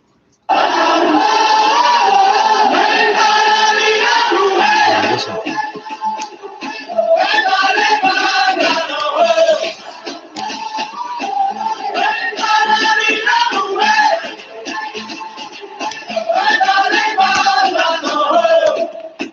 Okay, let's see if Roundtable's any good. Put it back on there. Able, coming to you live from Beijing. I'm He Yang, joined by Patrick Flannery and Lonnie Ming. Good as always to have you for this ride. We have some fascinating topics for discussion today and every day on today's program. From March 2021, China will lower the age of criminal responsibility for minors under very specific circumstances. What's behind this amendment of the law, and how can juvenile crimes be better prevented? And we revisit the highs and lows of 2020 by taking a look at the year in memes and internet buzzwords. You can find us on Apple Podcasts at Roundtable China. Leave us a message, give us a 5-star review if you're so inclined. We'd appreciate it so much. Oh God, jeez. Because it not only makes us feel great, but more importantly, it helps other folks to find the show. And now on Roundtable, as we start today's discussion. For juvenile delinquency, China will lower the age of criminal responsibility under specific conditions and enhance correctional education by amending 2 laws in a move to prevent serious offenses committed by the very young and better rehabilitate them and get them ready for society once Where the again. fuck is the So this is something that we say with a heavy heart, I would say. Yeah. This is a very serious topic. And let's take a look at the latest development of this amendment in law. What's the latest is this amendments to the criminal law and the law on the prevention of juvenile delinquency were adopted by the Standing Committee of the National People's Congress, the NPC, which is our top legislature. And the country's, we happened on Saturday, December 26th, so not long ago. And so according to the amended criminal law, which will take effect on March the 1st, the age of criminal responsibility is 16, with those aged between 14 and 16 to be held criminally liable if they commit serious violent crimes, including intentional homicide, intentional injury, robbery, or rape. Children aged 12 to 14 will be held criminally liable for intentionally homicide or intentional injury that leads to death or severely disables others by extremely cruel means. Such prosecutions will need to be approved by the Supreme People's Procuratorate. A previous article of the criminal law exempted minors under the age of 14 from criminal responsibility, regardless of the severity of the crimes they committed, and they were not prosecuted and therefore did not face the risk of prison sentence. So, and then juveniles under the age of criminal liability who commit other crimes will be exempted from criminal punishment, but it doesn't mean that their crimes will go unaccounted for. And this revised law says such young offenders should be controlled by their parents or guardians and given special correctional education if needed. That's basically it. Some minor, I wouldn't say minor, actually some major changes to how we interpret and how we're going to deal with minors who commit serious crimes. And this is a response to many of the discussions that have been going online and in society in recent years, when there were a few rather heinous crimes as described by some people, and saying that, hey, if this person has not reached the age of 14, then literally you've got the get out of jail free card. So that becomes something of a discussion point and makes us look at the issues of juvenile delinquency. And, well, Patrick, when you look at the age of such a discussion, what are your thoughts initially? Well, a child's psychology is a lot different from ours, and our appreciation of right from wrong. However, I mean, we're talking about an act of murder where a 12-year-old would be held criminally liable now. That's changed from what was 14, so it's been lowered. Criminal responsibility is 16, so that, I think that's the difference, right? If it's something intentional homicide, i.e. murder, you can be prosecuted at age 12 for that. Now, that is to say, there is juvenile jurisdiction. It doesn't mean a 12-year-old is necessarily tried as an adult, the way I understand this new law. Right. That's true. Yeah. And I will tell you, the law gets very complex. In the United States, it's not done on a federal level. It's different states prosecute. There's 50 Ontario different laws here. North Carolina, where I grew up, you can be as young as 6 years old to be considered criminally liable. And in some states, they don't even have an age limit. That's right. Some don't have an age limit at all. Most states, it's about 10 years old. And again, this is to have jurisdiction to be tried in a juvenile court. But I mean, a lot of psychologists differ on this. It's, well, if they did something so heinous, why shouldn't they be prosecuted? And I can see that side of it. I can also see the other side of it. How does a child fully appreciate what's going on? And more importantly, when you put them through the criminal justice system and they wind up in prison, you are then, knowingly putting them in harm's way. Irreparable damage is going to happen to them physically and mentally inside of a jail cell. There's just no getting around that. And I think the psychological effects are everlasting from there. But it does seem China is one of a handful of countries that does have the same age of 12 now. The United Nations had made a recommendation some time ago that its member states set a minimum age of criminal responsibility to no younger than 14. It's a recommendation. But China and about 6 or 7 others about affluenza? find that you can be prosecuted as a child at age 12, depending on the crime, if we're talking about homicide. Yeah, and there are some very specific conditions. It's not like, you know, it is not like they can across the whether board, to the criminal age has been lowered You by steal some minors. candy, you know, at age 7, you're not going to jail. Yeah, That's exactly. civil responsibility, I guess. Right. And also that will not be tried, for sure. Yeah, so why do you think that it seems like there's a lot of public deliberation about the necessity almost of looking at this issue of criminal age of minors? I think on the surface, I think, although you mentioned some examples of some very high-profile cases being talked about in general public. For instance, according to a China Daily report, a 13-year-old boy killed a 10-year-old girl in Dalian in 2019, and he was so composed, he pretended to be participating in the search for the girl. He lied about what he did when questioned. And another example is a 12-year-old boy from Yuanjiang, Hunan province, stabbed his mother to death in December 2018. So the two offenders were both released by the police and exempted from punishment as they had not reached the age of criminal liability. And that back then, these two stories back then were very, very high-profile cases, and there were a lot of people complaining that how come that they who have obviously committed very heinous crimes, especially in the first example, the 13-year-old boy.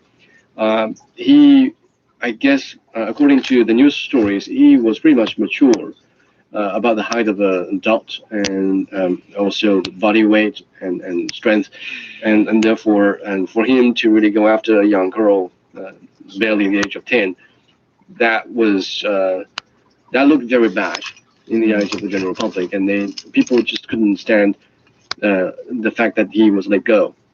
And so, on the surface, I would say that a few examples, high-profile cases, really triggered the discussion about the age of criminal liability. But on the other hand, I think on a deeper level, and that is to say that maybe our young kids are getting more information, getting more exposed to social media, and they are more mature. I think puberty kicks in a lot earlier than perhaps for people of our generation or the generation before. So as a result, I think if you look at their height, their body weight, and their strength, some of them they really can match the level of an adult, and so they can really do some serious damage. And on the other hand, I mean, also I think in the long term, in terms of the society, and there's a problem where you see a lot of parents, they migrate to big cities to look for a job while leaving their children behind, and they're sort of absent from the kids' education. They're left to watch that Japanese TV problematic in terms of how the kids are going to grow up and how they develop psychologically. And so we're looking at an increasing number of cases committed by minors, and some more serious than others. But it's enough to say that we've reached a point where both in terms of public opinion and also in terms of the number of cases being committed, we reached a point that we have to think about this case, about the age of criminal liability. Yeah, and of course, to skip ahead a little bit here, I mean, we're talking about the youngest people, and determining whether they should stand trial in a juvenile courtroom. Criminal responsibility, I've always been fascinated by this, and it differs, jumping back to the U.S. a bit because I'm a little more familiar with the justice system than I am here. It's often determined by forensic psychologists who will be trial witnesses. and testify on behalf of a defendant who may have committed an act of murder. And the question is, should we prosecute this person?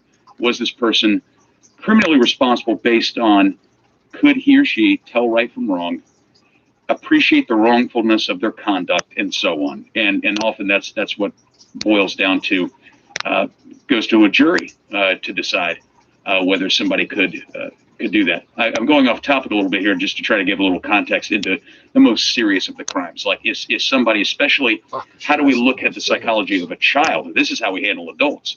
How do we do it with children in an effective way? And do you end up sort of, aggravating the justice system that is already sort of in disrepair? Prisons are a big business in America, as we know. And are we just sort of exacerbating the problem by cycling more of them in there rather than getting them mental health, sort of addressed? Yeah. This is one of those really tough issues. Yeah. And I mean, I think you make a really good point in saying that, hey, like, look at the reality. Children might be quite different from what we perceived as children when we were young. But I think it's also really important to not forget that despite the fact that they might look as tall and strong as one could be, but if it's a 14-year-old or a 12-year-old, that's still the kid and doesn't think the same way as adults. No, they don't. Their brains aren't exactly wired the same way as adults. And they don't going through that transformation. And they don't understand crime, responsibility, repercussions, and what you're paying for, in terms of years or what kind of effect that has in your life and all that stuff. It's just not perceived in the same way as adults. So this is one area we need to be very, very careful. And that's why with this amendment in law, there are specific clauses that's devoted to interpreting this specific issue. And also, I suppose, when it comes to crime and punishment in certain societies, and I think China could be one of them, that there seems to be a fixation on punishment. And of course, in all societies, we want justice to be served. How is that going to be served? There's no right and wrong, good or bad in this, but in some cultures, I think there is more of an understanding of we need to see punishment done properly. And if that's not done in a way that the public is satisfied with, then 1 minute 49. Well, there's going to be a lot of discussion. There's going to be an outcry on social media and all that. And it's also kind of interesting to see how public opinion kind of plays a role. It's not the court is not completely immune from the word in what's trialed in the public court, so to speak. So it's also kind of interesting to see that there are these changes that are happening, and certainly the amendments are being made here, in the year of 2021. And Lyman, you seem to have something to say. Another area we need to be extra careful about is we should try and avoid interpreting this new amendment as a way to pit the law against the minors.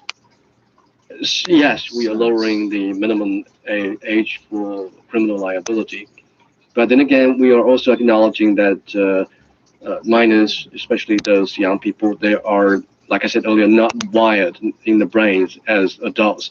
They're still going through a transformation period, and therefore some certain considerations to be made for them, which is why the Supreme People's Procuratorate will go through some kind of approval process with these prosecutions.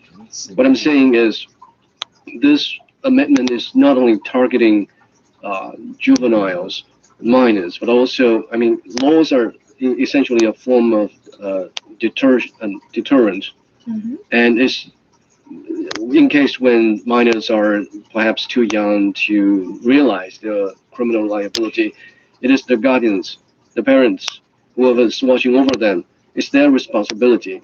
And we certainly have seen examples where the kids certainly haven't received enough attention from their parents or whoever's watching over them, and as a result, they end up in a bad situation that everybody doesn't want them to be in. And so when we have these amendments about the minimum age for criminal liability, it is also a message to parents, to guardians of minors, that if you're not really taking care of your kids, and if they commit crimes, serious, heinous crimes, then you don't get a get out of jail free card, like it was before. Like you simply are let go. I mean, that wouldn't be the case. So it's a message to the general public. It's not a move to really pit the law against the minors to put them behind bars. We don't want this to happen, really. And I would say the law is the bottom line.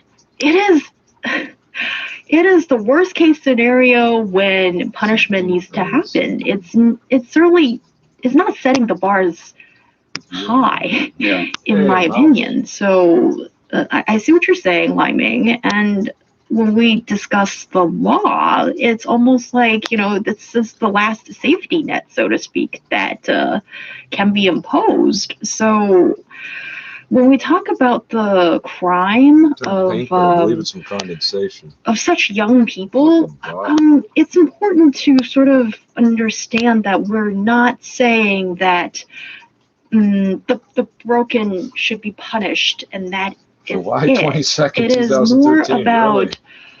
Also, how do you get people better? And we need to talk about prevention. Yeah. We also need to talk about the other amendment to the law that talks about the correctional education, how to help people out if they started pretty badly in this kind of situation. So absolutely. I think at the very beginning, Patrick said something about it never works out to send a minor into prison, because really when they graduate, they will possess enough skills and know-how to create more damage to the general society if the institution that they spend time with haven't done enough to really correct whatever they've done wrong. And in the real world, I mean, sadly, there's never enough that these correctional facilities can do to make sure the majority of them, they turn out to be very, very good citizens of the society, really. Yeah, and so much of it depends on, like Lai Ming, what you and I do as fathers and how we can serve as role models, and sometimes children are just born with an imbalance that does need to be addressed later in life, and no amount of tension is necessarily going to solve that. But I think that the more the parents are involved, the more questions we ask, the more that we are sort of have, not our children under a microscope, but are engaging them and asking them questions about their day and just sort of knowing what's going on. Would seem to me that at least that's a step in the right direction of preventing, talking to them about, what's going on at school, where are you finding the problems, kind of just monitoring their behavior around other children, because I mean that's really where you're going to see things from the start is how do they treat animals, how do they treat each other, and I mean sometimes that gives you a big signal, and not addressing it obviously can lead you to places like these crimes you've heard of. Other times these crimes are committed by people who've just been perfectly fine kids, so I don't know what the answer is. I think, but what the government is trying to do is say, hey, we now have zero tolerance for this, and this is how we're going to address it. But then we shouldn't just stop at lowering the minimum age for criminal liability, because I think we touched upon correction facilities, and I think when we put minors in prison or in any of these correction facilities, chances are they're not going to get the education they need compared to people of the same age. And as a result, when they do leave the correction facility, they stand to be permanently set back in terms of their education. And again, there's also the social stigma. If you have committed crime, you've done time. Chances are that people are not going to see you, look at you in the same light. So by sending them into these correctional facilities, it is really hard. It's making their lives very difficult. And so if there's any way we can improve their prospect or their outlook, and that is if we do have to put them there, exactly what kind of treatment they're getting. And yeah, so chocolate milk. So that's another aspect where the society can do in terms of looking out for the minors. And also, I think there's just such huge responsibility on the shoulder of parents, and this is one of the things when it looks all fine as an ordinary kid or whatnot until something goes wrong. And then from the previous to the latter of, what happens, usually there's quite a journey to travel. And that is the part that, if things go wrong, then I think there's definitely negligence from the guardians. And that is the part that, I suppose, if any correction can happen, that's the easiest for us to do. And this is just one more topic discussion that, after hearing what you guys have to share and doing some research about it, it just comes down to parents, I think. There's just so much. A big part of it does, yeah. Yeah, I'm not saying that's the only factor, but it's possibly the primary factor that that determines, how a kid turns out, more or less. Well, this one, what would you call it, a fact, a figure, I find especially troubling. I know we've got a little bit of time here, but rape accounts for 21% of all juvenile crimes, according to Sixth Tone, as of June. I mean, 1 in 5 cases is 1 in 5 crimes committed by children, or well, not children, but teenagers. Rape. I mean, my gosh, this is troubling. And there's, well, if it's in that department, then I suppose sexual education and, a lot of the necessary information and education should be disseminated to people. That's right. That way. Yeah, you're listening to Roundtable. Let us know what you think. Write us an email to ezfmroundtable@foxmail.com or leave us a message wherever you podcast. Coming up, we are going to revisit the highs and lows of 2020 by looking at your favorite memes and internet buzzwords in the Chinese-speaking world. We'll be back after this break. Looking for passion? How about fiery debate? Want to hear about current events in China from a different perspective? Then tune in to Roundtable.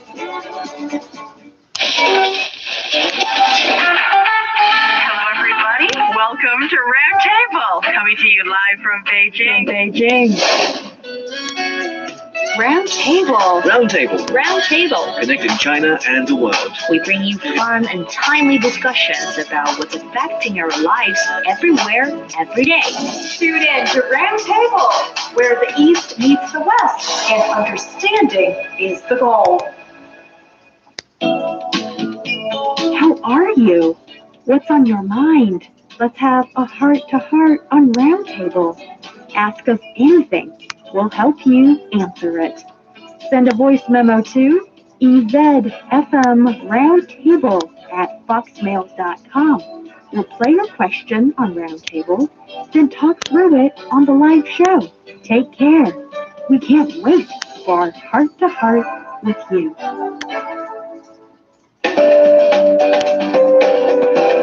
You're listening to a flashback of Roundtable, an in-depth discussion on the hottest topics in China.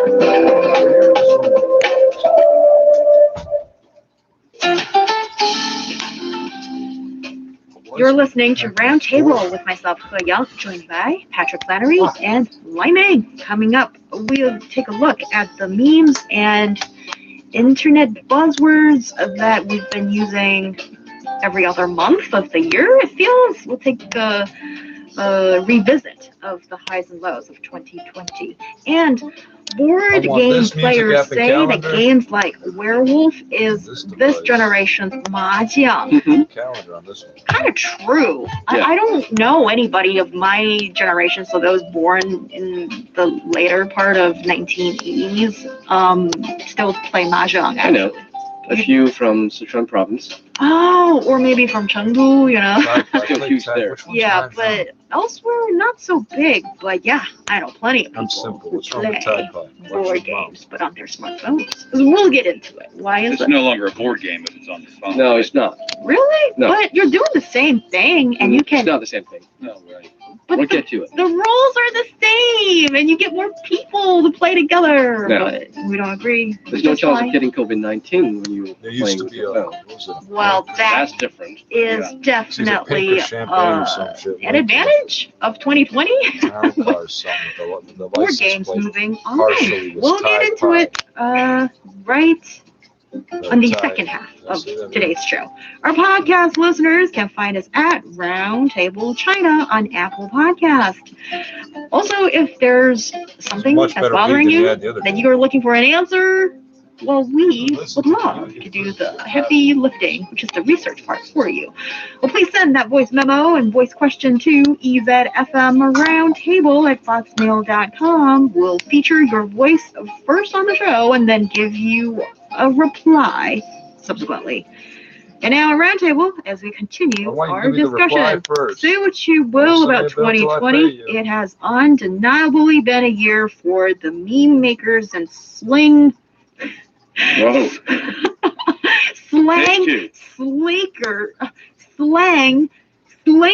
of China.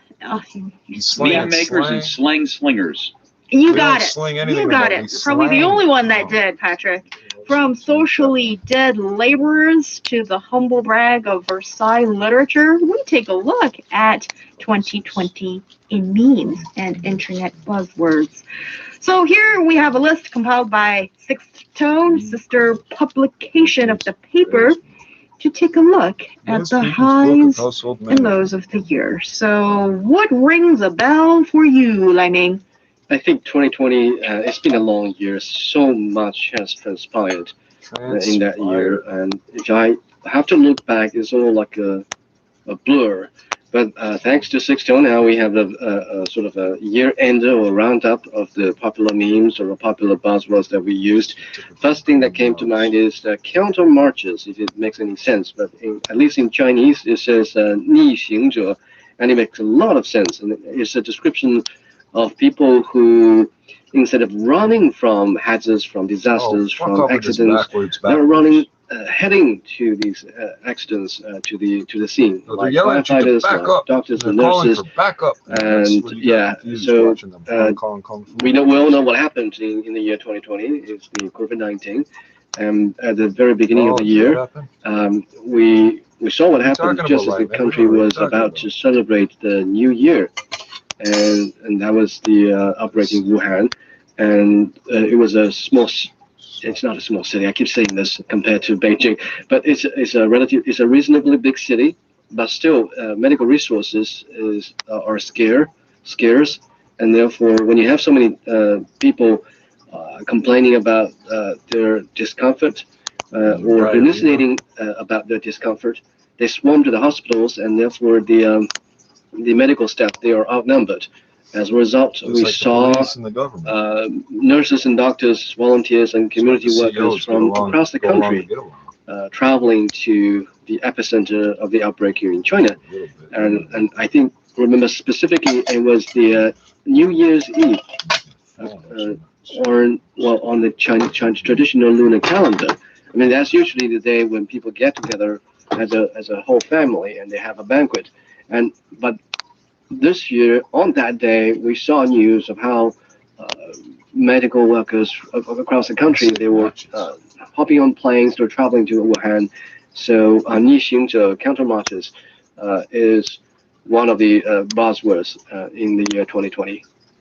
Yeah, it's when as civilians, when we were going out, as in fleeing from danger, from the emergency that happened, and these folks were going in, and that's not only honorable, admirable, but that's also so much courage and professionalism that propel these folks to do their job and also serve the community. So definitely this is one of the phenomenon of the year that that forever I will remember. Patrick, what about for you? Are there any phrases or memes that could kind of stood out for you that encapsulates 2020? When we talked about memes not too long ago on this show, I think I was pretty clear that I hate them. I hate them. Yeah, is that too strong a word? Not really. Well, internet. And I'll tell you why. Buzzwords as Internet well. buzzwords. And I'll tell you why. Because it's like this this very extremely fast global fixation on something insignificant, and then it's gone. But like this globbing on to something online. I mean, it might be and trans-global. they beat it like a dead horse, and they think it's the funniest thing, and then it's TWA, Flight 800. What's TWA stand I don't know if I'm for? encapsulating Try it walking well, but, across. what was my example? Before the internet, we used to do the same thing. From that time, you know, the guy checking out the woman walking by who's with another girl, and there's a caption like the object he desires, and he's looking away from his girlfriend. Does anybody know what I'm talking about? Yeah, okay. Totally. Yeah, they call it the I don't even remember, like girlfriend gets jealous guy or something. Anyway, but I'm looking at the we talked about, you know, I didn't know this was considered a meme, but period poverty. Period poverty. I don't think it's a meme. It's more like a campaign, or the tax on tampons, buzzword that that was that captured a campaign that happened. And this was something of value. I've moved away from the meme, and I'm embracing period poverty as something that brought awareness to something, which was the access that women have to products, hygienic products. Yes. Sanitary pads, menstrual products. Let's say it. Remember, we talked about away the condoms for say words like menstruation because it's a thing. It's science. Yes, it it's happens biology. every month for women, unless you're pregnant or of a certain age. Anyhow, so and that's it, Patrick. Well, I guess. I mean, you know, I wish I had like a great meme to share with you that I loved, but I felt like I was consumed with memes coming out of the U.S. president half the time. So you know, I just found that such a distraction. But I will say, maybe that's going to change in 2021. Let's hope so. You don't want your president to become a meme over and over again because he made it so. So I will cede the rest of my time on my favorite meme, because I don't have one, and hand it on over to you. What is your favorite meme of the year? I wouldn't say favorite, but there's a few that resonates with me. Well, one being the period poverty thing. English I speakers think will certainly criticize to talk about something that makes that are people very similar to uncomfortable, someone that- but actually it's so common for half of the population. Oh yeah, I'm going to talk about it. And also just the fact that the campaign of resonates and resonated period poverty points out to the fact that so many women actually and girls do not have access to these products that we need every month, and then that was why that they had to buy these the product that doesn't come in a packet. A packet is hygiene, right? But these little pieces sold one by one. I mean, originally when I saw the news, I thought this was some counterfeit problem or whatnot, until later on we realized that it's simply not affordable for part of the female population, and that is a huge problem, and that's something that needs our attention. There was a time when our parents' generation, they have to fold pepper into the particular shape to use them as sanitary. You mean paper? Yeah. Okay. Yes, but the time has changed. Yeah, like we know what is hygienic and what is the better product to be used. And this, in my opinion, is a basic thing, a basic right for somebody to be in possession. But you'll be surprised at how many people are not aware of this. People's Republic of I China. think if you combine your favorite main thing to mine about counter marches, then this brings us back to the early days of the pandemic when, like I said earlier, a lot of people were volunteering to help out in Wuhan, especially those medical workers. And there were all kinds of resources being donated, and they were pouring into the city of Wuhan. But all the while, I think the majority of the people were not aware that there was a serious shortage of sanitary resources, sanitary products. And most people who were in charge of this, allocating resources or demanding or calling for donations of resources, they didn't pay attention to this until this story broke out. That yes, actually the sanitary products are in dire need. People are in dire need of sanitary products, and so that's when people begin to really talk about this. I think this actually may have been the trigger of the discussion about period poverty. The first round of sanitary products of discussion that happened, and then later in September there was the period poverty campaign that happened, and this just makes me think that maybe we need more female leaders to be at least included in the discussion in making decisions, and also not to shy away from issues like this. Vice President of the United States. Just in our culture, the period thing, you don't talk about it.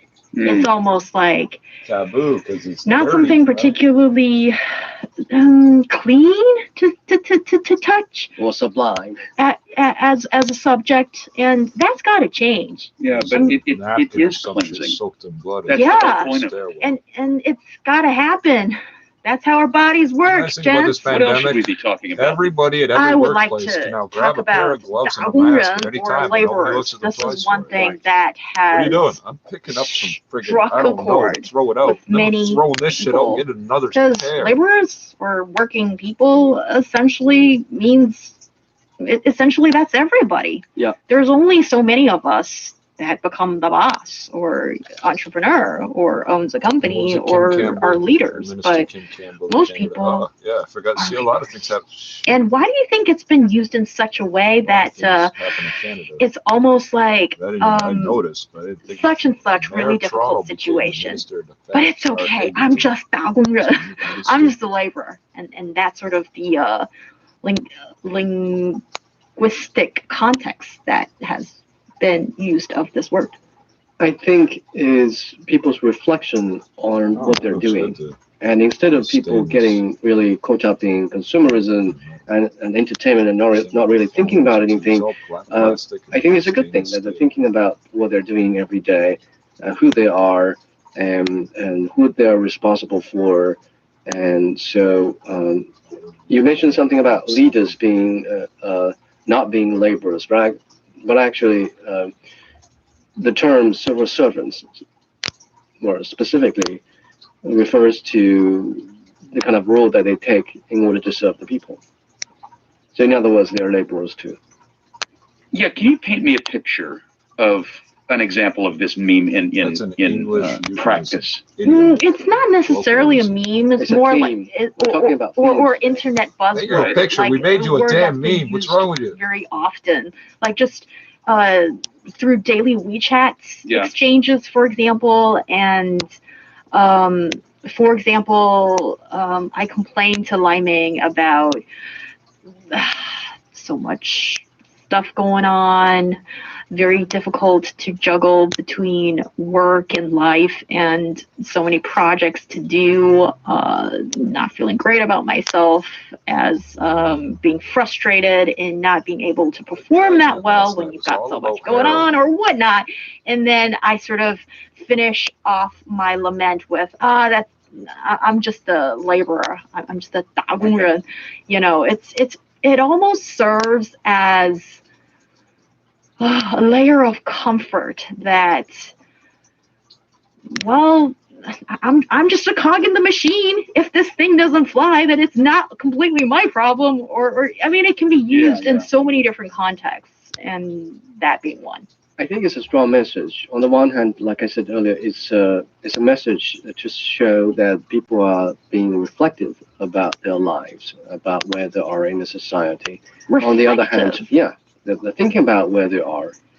And they're contemplating where they are in the society. And it seems like a pretty low point. And on the other hand, I mean, there's also a sense or indicator of how people are all over the walls. Looking at the differences or sort of the gap between within the society. I mean, we know that what's happening in the U.S., the rise of populism, one of the reasons is the increasing income gap or wealth gap, or the imbalanced distribution of wealth. Well, wealth because food and healthcare, and we might as well throw in gasoline increasingly aware school as well in terms of the fact that perhaps wealth are not evenly distributed across the society. And I think we are getting one of the earlier messages, or one of the earlier indicators when people begin to think about it, to be aware of this wealth gap. And therefore, it's really high time that something were done about this. This reminds me of actually some memes and also just chat on the internet about Japanese corporate culture. And there's the term corporate cattle that sort of has made its way into our discussions here in China as well. And then there's just something about, I guess, kind of like alienation, what Karl Marx talked about years ago, obviously, about not feeling so connected with what you're doing, when increasingly we see the complex division of labor and you sometimes not feeling that you have that much of anything to do with the final product or what your business is about, and you're sort of just one chain in the machine, and there's something that is so it doesn't infect the rest of them. Certainly not upbeat about it, and there's something of a little bit of a frustration, I feel. And the main tunnels are made just big enough all in their heads want to be huge compared to the okay. No, this is just me, my own value. I suppose I was almost going to impose here. So I'm 6'2", so if I can see right over the top of the hole I'm digging, that's 6 See, that's the attitude. Yeah. It's just a job. Or is it something that you are pouring your heart and soul into, and you feel very, very different in these two different attitudes of what you see in work. And also, if you own the company, oh yeah, then I would want everybody to work 25 hours around the clock, because if that's your company. But hello, boss, not everybody shares your vision, and not everybody gets the same pay in return.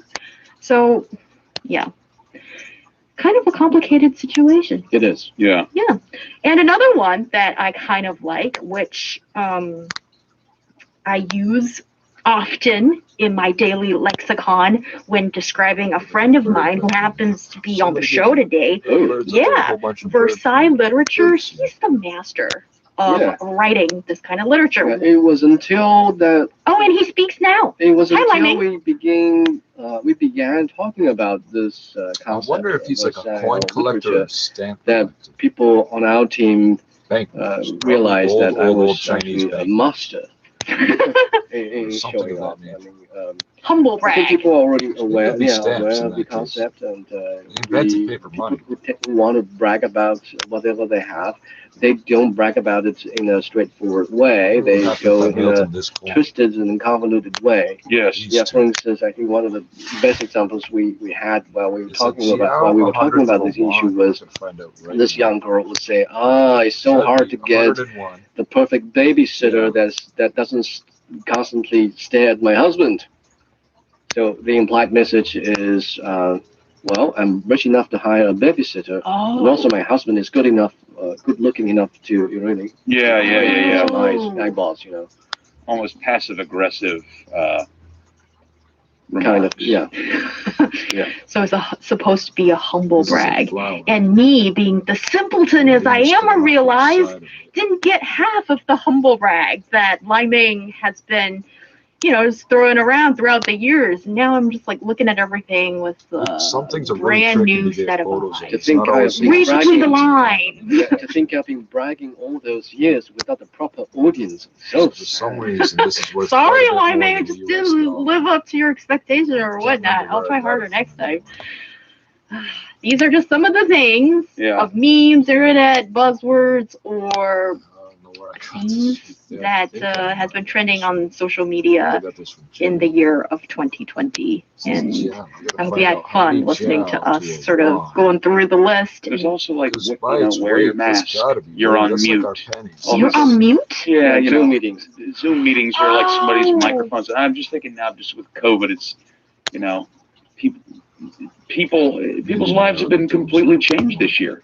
Worldwide. Yeah. Everything has changed from, the way we interact with people to how we work, how we live.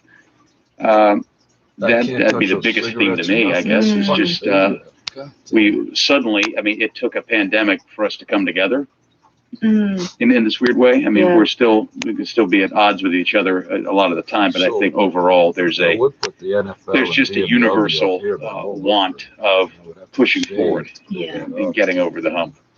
And it's the last hump, it seems. So yeah, we hope so. Just hang in there. Coming up on today's roundtable, board game players say games like Werewolf is this generation's mahjong. What explains its popularity? Stick around, everybody, to find out more on that. Looking for passion? How about fiery debate? Want to hear about current events in China from a different perspective? Then tune in to Roundtable. East meets West. Understanding is the goal.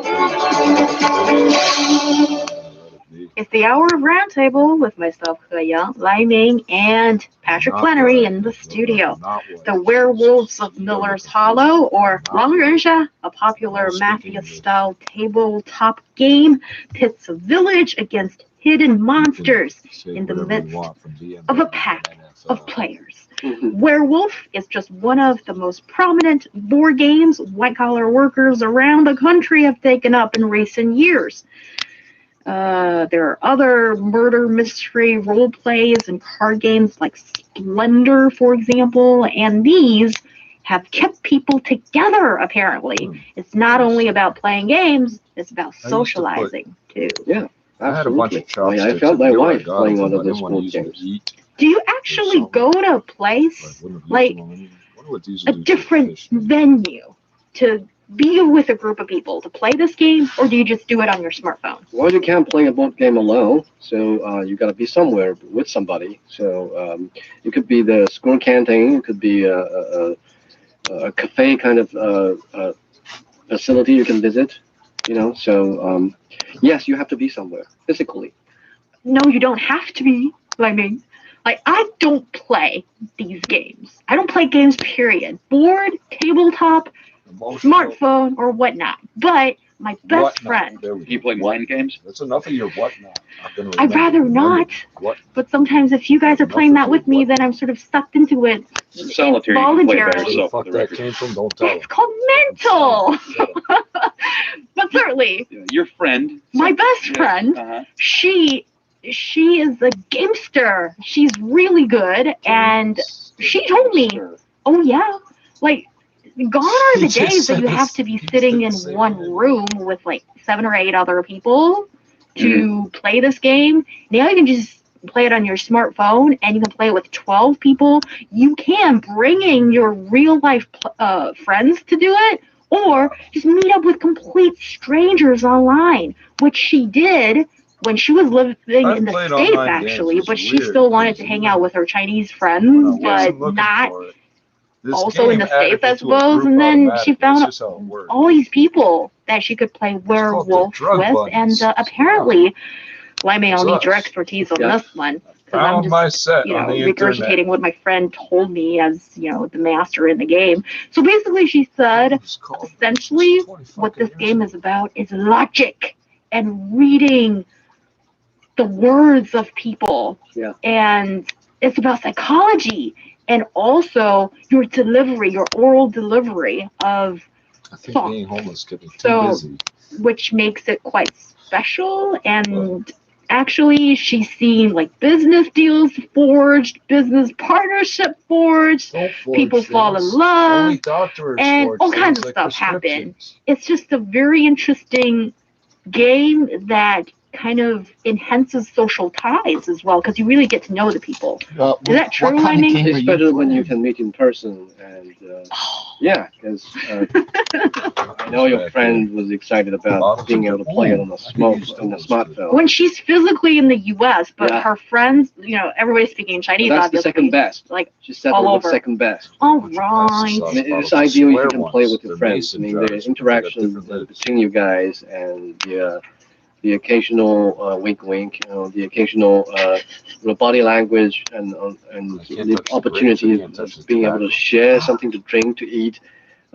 Every part of it is so fun in playing a board game. And if you take this away and you have to play it on a smartphone, obviously it's more efficient. I mean, the arrangement of the cards or rules, I guess, is or announcement is going to be more efficient. But then you're going to be only playing the game instead of really enjoying the game with the company of your friends. Open up the stop at 7:30. Does this make any sense to you? Yeah. Because when we talked about board games, I was like, okay, we're going to talk about board games today. And then it's like so popular. It's replacing Scrabble, Monopoly. But Words with Friends was the only digital game I ever played where you could play like Scrabble on a smart. And then at 9 would be breakfast. At 9 would be breakfast. At 10, this new thing opens up.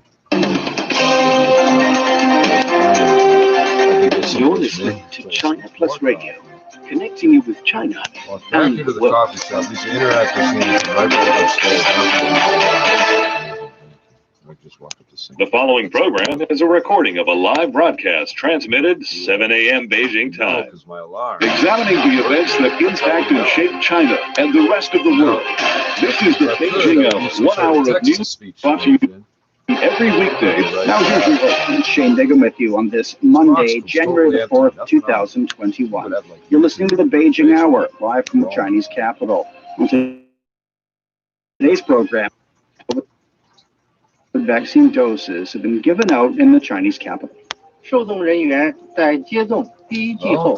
who have received the initial dose could find their status updated. The status will be updated to vaccination completed when they've received the second dose. Chinese authorities are expressing support for Chinese telecoms following a delisting threat on U.S. markets. And Shanghai will be enacting a new law to protect the rights of medical workers in the eastern Chinese city. In business, China's trade deficit narrows. In sports, Manchester City brings an impressive attack. In culture and entertainment, a Chinese box office record on New Year's Day.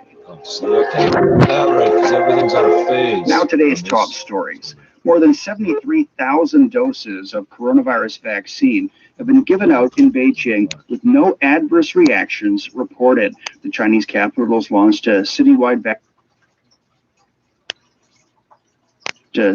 vaccination program with 9 groups such as support workers, transport staff, and medical employees first in line. The doses are being given out at more than 200 locations in the capital. Spokesman Gao Xiaojun with the Municipal Health Commission says online platforms will help people manage their inoculation status. Those who have received the initial dose could find their status updated. The status will be updated to vaccination completed when they've received the second dose. Emergency vaccination for the 9 priority groups is expected to be completed ahead of Spring Festival, which falls on February the 12th. And vaccinations for other groups will be completed afterwards. A coronavirus outbreak in Dalian has been linked to imported cold chain foods. The city has reported 48 infections and 30 asymptomatic cases over the past few days. Zhao Lian with the local health commission says most of the cases have been traced back to dock workers. 本次大连病例高度突变。 The new wave of the epidemic in Dalian is highly homogeneous, and the first case caused a cluster of infections. Based on field epidemiological investigation and molecular epidemiological analysis, the fresh COVID outbreak can be traced back to 5 dog workers. The workers had handled bulk goods on a Russian cargo ship. Samples taken from auto parts packaging in several Chinese cities have tested positive for the novel coronavirus. The reports come after an employee with an auto parts company in Beijing was diagnosed with COVID-19 late last month. So far, Shanxi, Hebei, Shandong, and Inner Mongolia have also reported positive results for the virus from auto parts packaging. Egypt is licensed a COVID-19 vaccine developed by China's Sinopharm for emergency use. The country received the first batch of that Chinese vaccine on December the 10th and has conducted 4 tests since then, which officials say all prove the safety of the vaccine. The second shipment is to arrive within days and be provided to citizens later on this month. Indonesia is distributing a COVID-19 vaccine developed by China's Sinovac across its 34 provinces. The country has prepared 10,000 medical facilities and over 40 port health offices to help with distribution. Officials say preparations have been completed to ensure that the temperature of the entire cold chain transport process is maintained between 2 and 8 degrees Celsius. Why? We can do that. China will prioritize giving COVID-19 vaccines to people in high-risk groups. Wenjie has more. Officials say key population at a relatively higher risk of being infected with the novel coronavirus have been receiving the vaccine since it was first approved for emergency use in June. Priority groups include people working in the cold chain industry, customs, healthcare, public transportation, wholesale, and seafood markets. Holy shit. National Health Commission Deputy Director Zheng Yixin says 4.5 million doses have been administered, with 2/3 given to priority groups nationwide over the past 15 days. We have implemented a series of regimes in building up a complete set of norms, such as proper vaccination training, the screening of recipients, monitoring of malign reactions, as well as providing first aid and expert consultation for serious adverse effects to guarantee a safe and smooth vaccination. Zheng says there have been no cases of severe infections reported so far, which has proved the safety of the vaccines and verified their efficacy. Interim results of phase 3 clinical trials show that the vaccine is nearly 80% effective. The official adds that the country will comprehensively vaccinate senior citizens, people with underlying conditions, and the public in an orderly manner after the vaccines are approved for the market and production capacity increases. He also says that 60 or even 70% of the vaccination rate is needed to establish universal protection. The Advisory Committee for our immunization program has come up with a unified plan to carry out an orderly vaccination, which will cover all eligible people. This will gradually build an immune barrier in the whole population to curb the spread of the virus and thoroughly control the pandemic. Zheng also adds that the occurrence rate of serious malign reactions, such as allergies, is only 2 in 1 million. And those adverse effects have all received medical treatment on time. We stress that during inoculation, the vaccinator must be clear about whether the vaccine has had an experience of allergic reaction. Strict medical security measures must be in place during the whole vaccination process. 9 key groups of people aged between 18 and 59 in Beijing will receive an emergency vaccination ahead of the Spring Festival next month, without making individual appointments. They include frontline customs inspectors of imported cold chain goods, personnel working in the transportation sector, medical workers, police officers, and firefighters. The newly approved COVID-19 vaccine will be available for use by the wider population free of charge. For the Beijing Hour, I'm Wenjie. India's drug regulators granted final approval for the emergency use of 2 coronavirus vaccines. The regulator gave the green light to the AstraZeneca Oxford vaccine and Covaxin, developed by local company Bharat Biotech. Drugs Controller General of India, V.G. Samanu, says AstraZeneca's vaccine has a 70% efficacy, while Covaxin is safe and provides a robust immune response. After adequate examination, the CDSCO has decided to accept the recommendations of the expert committee, and accordingly, vaccines of Messrs. Serum and Bharat Biotech are being approved for restricted use in emergency situations. The world's second most populous country is expected to start a massive immunization program within weeks. The AstraZeneca Oxford vaccine, which is being made in India by the Serum Institute, is expected to take the lead. Bharat Biotech's Covaxin will be administered under strict conditions as no efficacy data has been released for it. The UK has recorded more than new coronavirus cases for a sixth day in a row, with nearly 55,000 cases reported on Sunday. Labour Party leader Keir Starmer has called on Prime Minister Boris Johnson to impose new restrictions in England. The virus is clearly out of control, and there's no good the Prime Minister hinting that further restrictions are coming to place in a week or two or three. That delay has been the source of so many problems. So I say, bring those restrictions now, national restrictions within the next 24 hours. That has to be the first step to controlling the virus. Meantime, former UK Prime Minister Tony Blair is urging the British government to reconsider its strategy and step up the coronavirus immunization program. He suggests that the whole country should be placed under a COVID-19 inoculation program with a goal to increase vaccinations to 5 million a week. We need now completely to reconsider our strategy in order to get the whole country vaccinated much, much faster. Why? We should be, as soon as the vaccines are available, we should be getting them to people and using them. And that requires a different type of strategy, because you need to use all the GP services that you've got, all the services within the health service, of course. You're not all getting Speaking after the Tony Blair Institute published a new document titled A Plan for Vaccine Acceleration. UK is due to start rolling out a second coronavirus vaccine developed by Oxford University and AstraZeneca this week. The National Health Service says new vaccination sites will also be added to the more than 700 already in operation across the country. Top U.S. infectious disease expert Anthony Fauci says a mutated strain of COVID-19 is in the U.S. and will spread. We've isolated multiple examples of the mutant being in this country, so there's no doubt it's here, and there's no doubt, given the efficiency of its ability to spread, that it's going to spread. He made the remarks as several cases of the more infectious variant of COVID-19 that swept through the United Kingdom has been identified in the U.S. in recent days. The cases were found in individuals who had not traveled recently. It demonstrates the likely community spread of the variant from person to person in the United States. Health experts say they believe the new variant is more infectious, but recently approved vaccines should provide protection against it. The U.S. has recorded around 21 million cases of COVID-19. That's about television production or something. Coming up, Chinese authorities say they'll defend the rights and interests of the country's telecoms.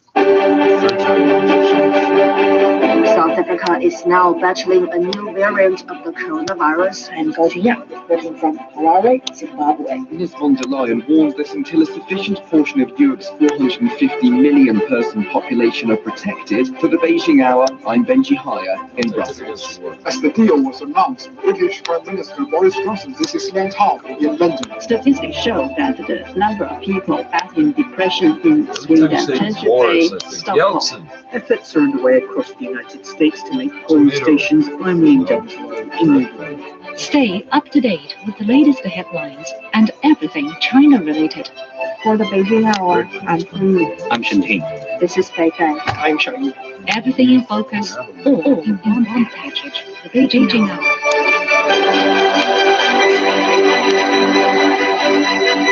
It's 12 minutes past the hour. The China Securities Regulatory Commission says it firmly supports the country's three big telecom companies in protecting their rights and interests under the law.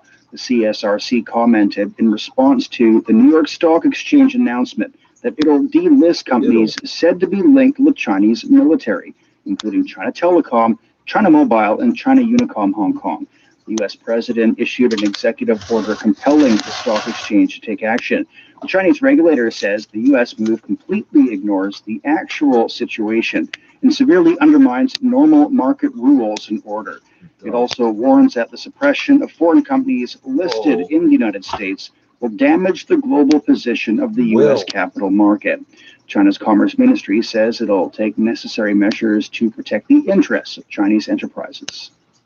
The Chinese foreign minister is kicking off his tour of Africa today. The trip will take Wang Yi to Nigeria, the Democratic Republic of the Congo, Tanzania, Botswana, and Seychelles. The trip will wrap up on Saturday. The Chinese government spokesperson says Wang's visits are in line with China's 30-year tradition of choosing Africa as the destination of all Chinese foreign ministers' first overseas visits each year. With more on this, Joe Fung spoke to Digby Ren, an Australian political analyst and visiting scholar at Sichuan Normal University.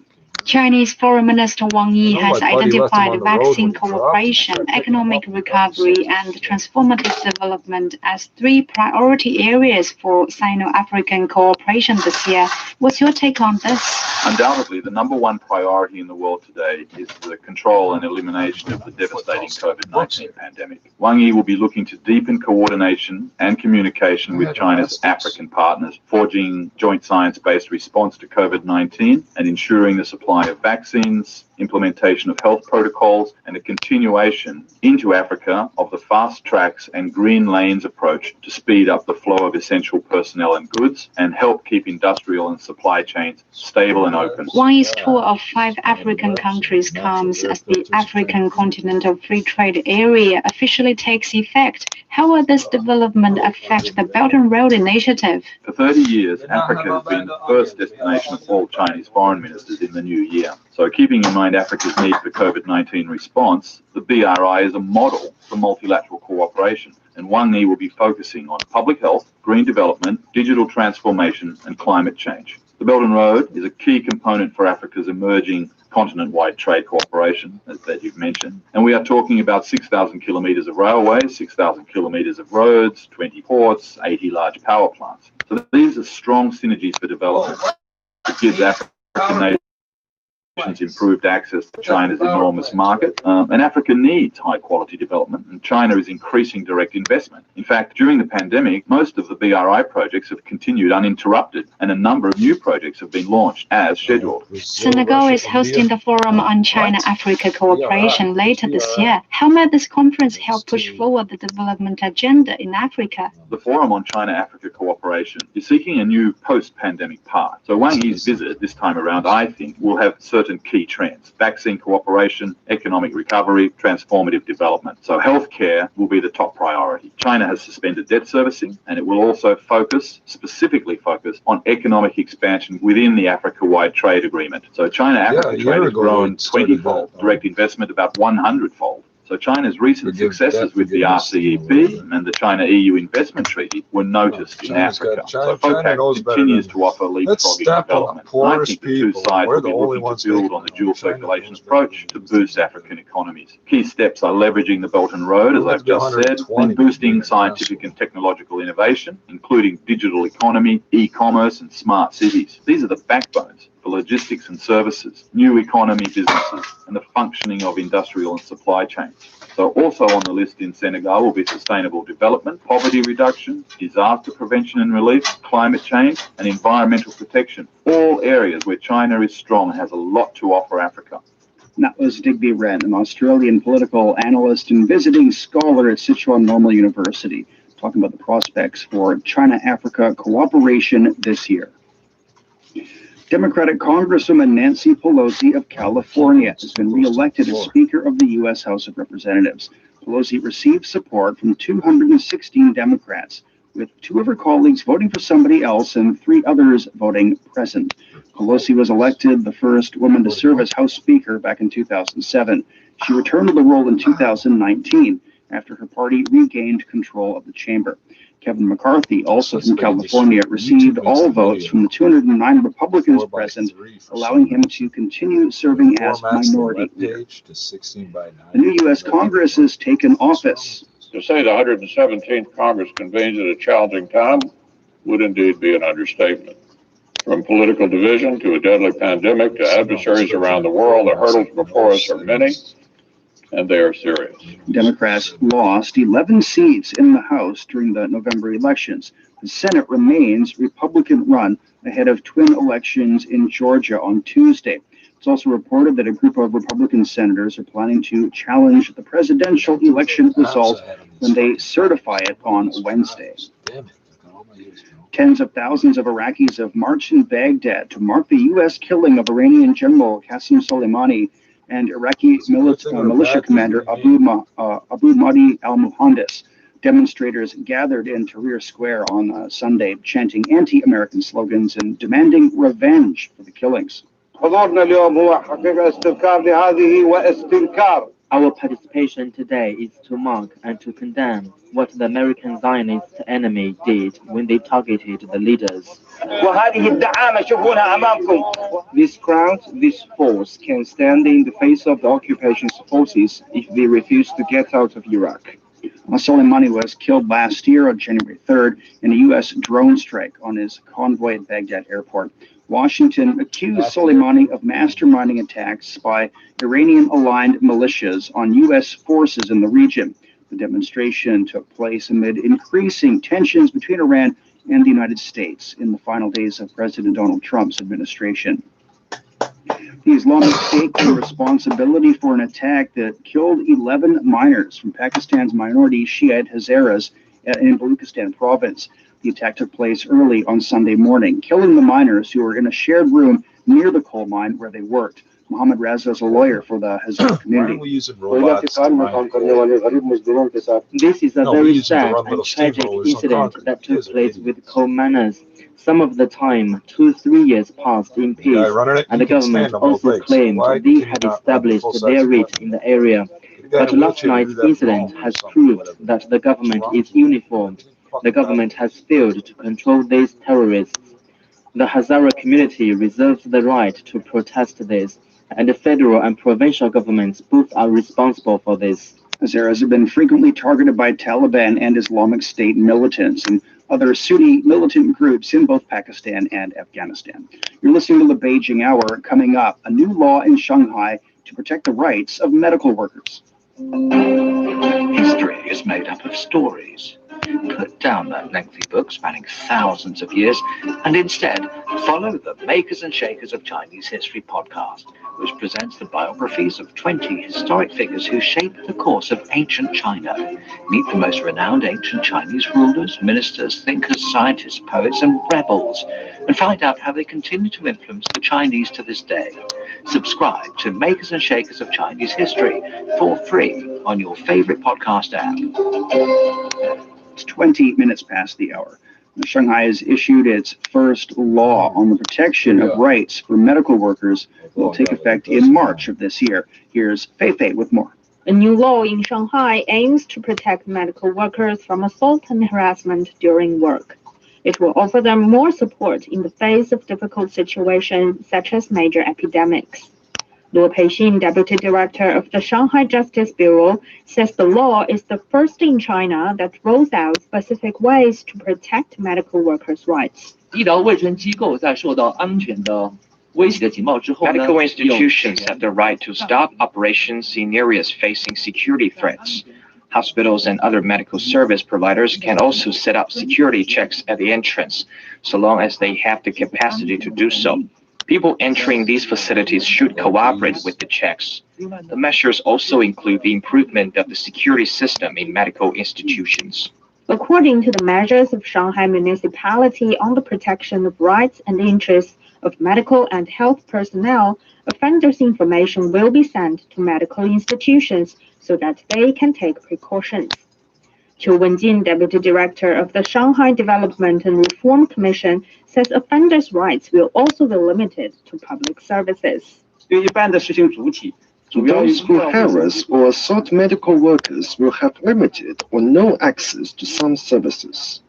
For example, we are now offering a new service that patients can pay after receiving medical services. Offenders will not be able to enjoy this service. In serious cases, They are also likely to be banned from recruitment opportunities in governmental institutions. Zhang Meixin from the Shanghai Health Commission says medical workers' physical and psychological health are also a focus. The measures also emphasize an improvement in the working environment and supporting measures for medical workers. They include a better arrangement of their working shifts and giving them enough rest. Medical prevention will also be strengthened to reduce infections.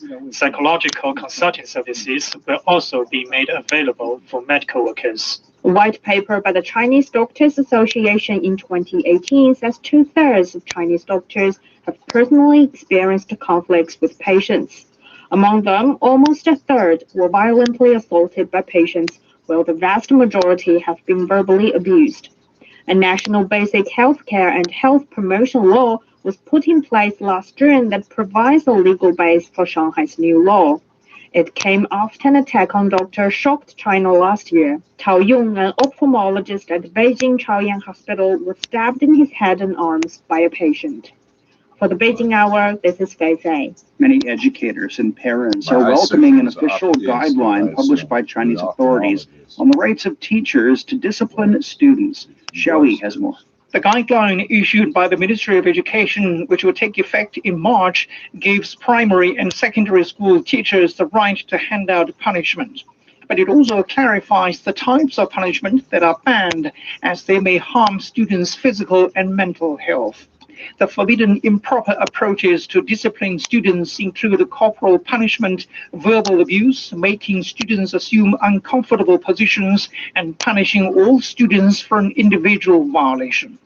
The document comes amid tensions between some teachers and parents over what misbehavior should be punished and how far the punishment should go. Many insiders have been calling for clearer definitions and clarification on school disciplinary measures. Chu Jiahui with the National Institute of Education Sciences says the new rules can help parents obtain a common understanding on what disciplinary measures are acceptable. In the past, teachers have had difficulty in taking disciplinary measures because different parents have different standards on the bottom line between proper measures and unacceptable punishment. The new rules have clarified the conditions, including specific misbehavior by the students, under which educators can exercise those measures, as well as the scope of the punishments. The rules allow teachers to punish students for deliberately failing to complete academic tasks, disrupting class, drinking, smoking, or bullying others, for example. Teachers can make students apologize, ask them to make self-criticism, or take part in classroom tours, as well as keep them at school for additional teaching for minor offenses. They can provide offenders with designated education on their behavior or suspend them from taking part in school outings if the violations are relatively more serious. Only punished senior primary school students and above can receive class suspension for less than a week or attend psychological counseling. Schools can also give severe or repeated violators administrative punishment, including warnings or demerits, or even expel them if they are high school students. Many parents and teachers have welcomed and expressed support for the guideline. Previously, many teachers have remained cautious when exercising punishments, although the parents have made it clear that they can discipline their children if they do something wrong. With the new rules by the educational authorities in place, teachers can feel at ease when taking disciplinary measures. After the rules were issued, parents and society can now take part in educating children and give more understanding and support for disciplinary measures. Student and parental awareness of self-education can be raised, and students will eventually be educated better and better. Meanwhile, the guideline says teachers may be suspended from duty if they employ punishments that are banned and cause severe consequences. It also says that parents should take legal measures such as filing complaints if they think the disciplinary measures their children receive violate the new rules. However, they are forbidden from taking illegal retaliatory actions against the teacher. For the Beijing Hour, I'm Xiaoyi. It's 27 past the hour. 6 bodies have been found after the worst landslide in modern Norwegian history last week. At least 1,000 people have evacuated homes, and more may have to leave from the village of Ask, 25 kilometers northeast of Oslo. The search and rescue is still ongoing, and deployment of helicopters and drones with heat detecting cameras has been issued as well. At least 23 people are dead in northern India after a roof collapse in a crematorium. The accident happened on Sunday near Delhi in the northern state of Uttar Pradesh amid heavy rains. The victims were attending last rites for a man when the structure came crashing down on them. Police say nearly 20 people were taken to hospitals with injuries. The state chief minister has announced compensation of around $2,700 US for the families of each of the deceased victims. It's 28 past the hour. Beijing today getting sunny skies with a high of -1 Celsius. It'll dip down to -11 tonight. Chongqing's overcast and 10, then down to 7. Laos is getting sunshine and 15 with a low of -2. Hong Kong is cloudy and 20, and then it dips down to 14. It's time for a short break. So far this hour, health officials say tens of thousands of COVID vaccine doses have been given out in the Chinese capital. Chinese authorities are expressing support for Chinese telecoms following a delisting threat on U.S. markets. And Shanghai will be enacting a new law to protect the rights of medical workers in the eastern Chinese city. Shane Bigham with you. Stay with us here on the Beijing Hour. Contents. Holy, this is what zipper seal bags. Want to know what's trending in China? China Plus News Facebook page helps you to discover the real China. From the latest news to quirky Chinese inventions, videos, posters, live streaming, and more. Join in the conversation today by searching for China Plus News on Facebook and discover its news, its people, its traditions, and culture. China Plus News Facebook page. Open your eyes to the real China. Examining the events that impact and shape China and the rest of the world.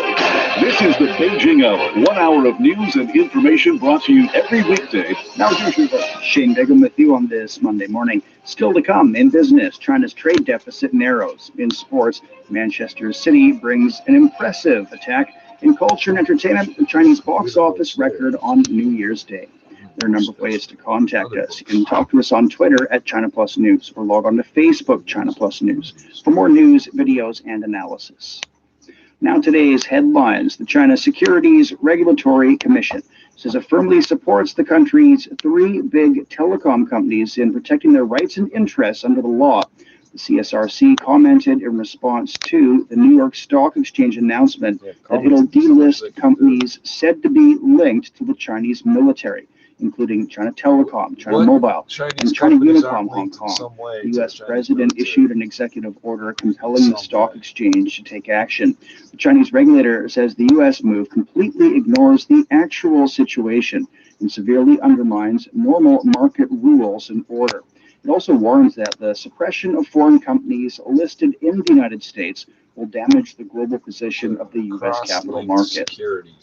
More than 73,000 doses of coronavirus vaccine have been given out in Beijing with no adverse reactions reported. The Chinese capital has launched a citywide vaccination program with 9 groups such as port workers, transport staff, and medical employees first in line. The doses are being given out at more than 200 locations in the capital. Spokesman Gao Xiaojun with the Municipal Health Commission says online platforms will help people manage their inoculation status. 受众人员在接种第1剂后 those who have received the initial dose could find their status updated. The status will be updated to vaccination completed when they receive the second dose. Emergency vaccination for the 9 priority groups is expected to be completed ahead of Spring Festival, which falls on February 12th. Vaccinations for other groups will be completed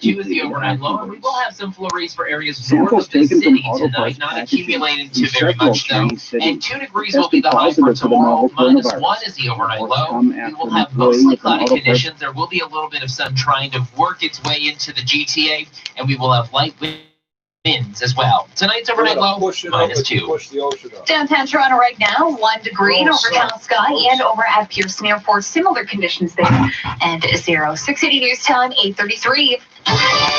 Another member of Parliament will step aside from their duties after revealing that they left the country over the holidays. 6 Cities' James Mackin tells us who the latest Canadian politician is to get the boot. Kamal Kira posted a statement on Twitter saying she traveled to Seattle over the holidays to attend her late uncle's funeral.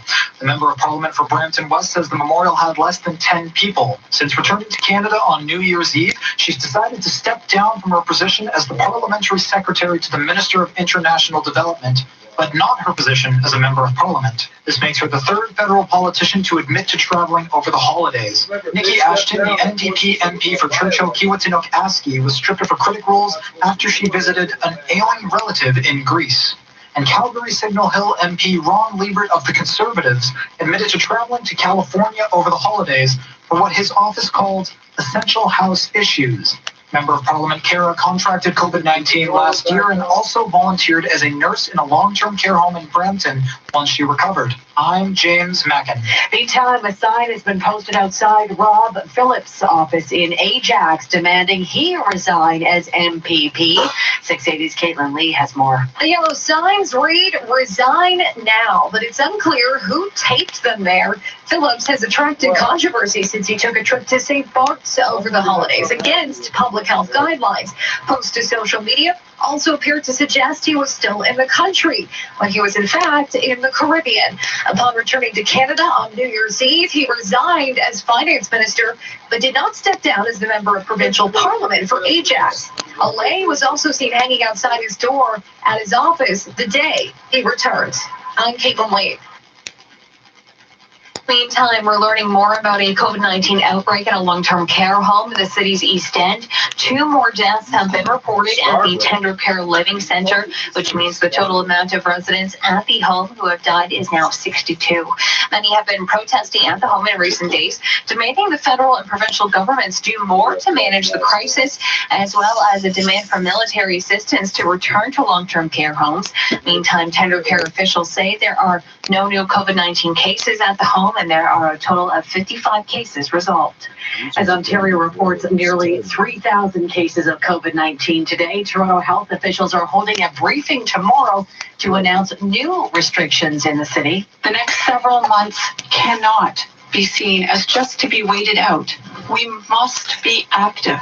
That was Dr. Eileen Davila just days ago, with officials now confirming an announcement on these new measures for businesses taking place tomorrow. They're expected to be specifically focused on improving distancing and overall safety as much as possible. We'll also learn about new supports coming into effect. One will give essential workers free childcare once again, while the other will provide free lunches for students, even though students will start the year learning remotely as part of the provincial lockdown. We go stateside now, where the country's top infectious disease expert says the COVID-19 vaccine rollout is way behind schedule. The government missed their goal of getting doses to states by the end of the year, and states are using just a percentage of what they received, vaccinating only about 200,000 people a day. We are not where we want to be. There's no doubt about that. But I think we can get there. President Trump blamed states. Dr. Fauci disagrees. You have to have a real interaction, a real partnership between the federal government and the states. He says President-elect Biden's goal of vaccinating 100 million people in the first 100 days is realistic. We can do 1 million people per day. Fauci spoke on ABC's This Week.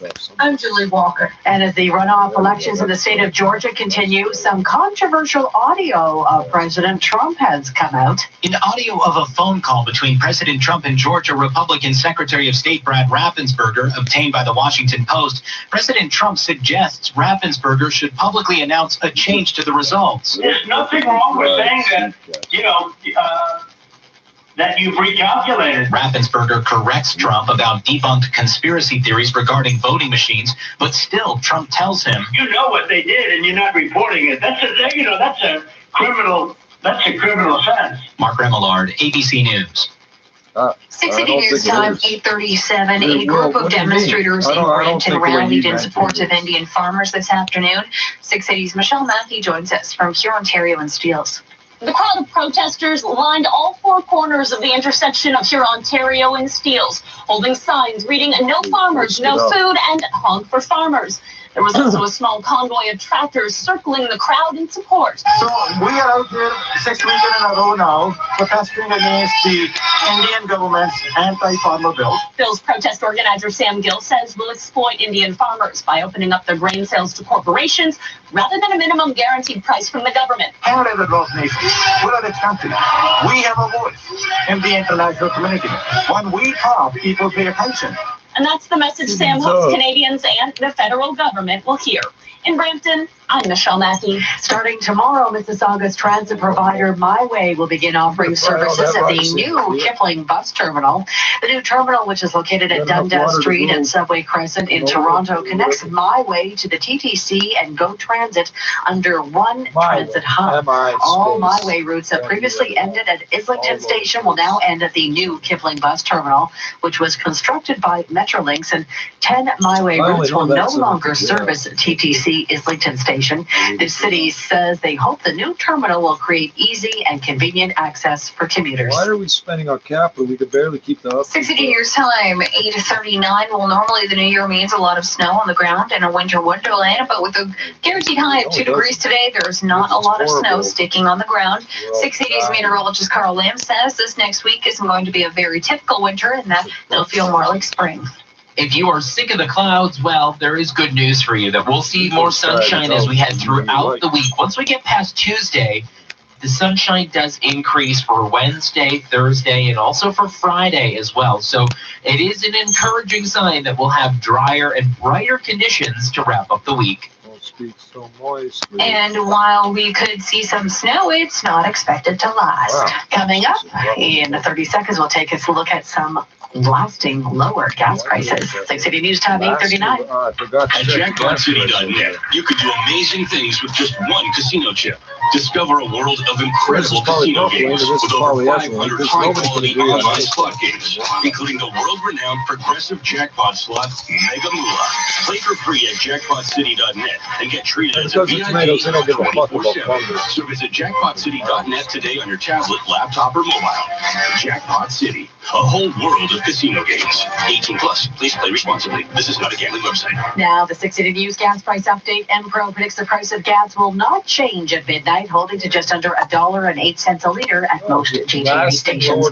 Your traffic report up in 60 seconds. Hi, I'm Adam, founder of NewBorrow.com, and I started our company after I got fed up with the mortgage loan process. Turns out I wasn't alone. Thousands of homeowners wanted help. They went above and beyond to help me get a line of credit. It was amazing service. They treated me like a valued client and outperformed anyone I spoke to. Want to lower your mortgage payments and save a little money? Use your home to get a loan with NewBorrow. Visit NewBorrow.com. License 13115. Hi, I'm Sherry Tabb, co-founder of the Herzig Eye Institute. Covered by a mask and unable to touch, we've never needed our eyes more.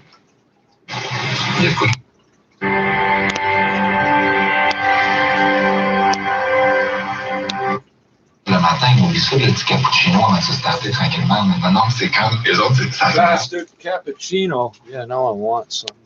Something with caffeine. Why is this not working?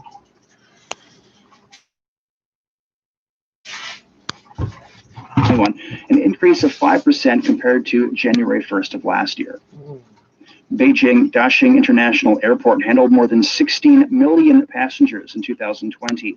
It reported over 130,000 inbound and outbound flights, as well as 77,000 tons of cargo. Since the airport began operations in September of 2019, it's seen its passenger throughput total more than 19 million. The airport's expected to handle 45 million passengers this year.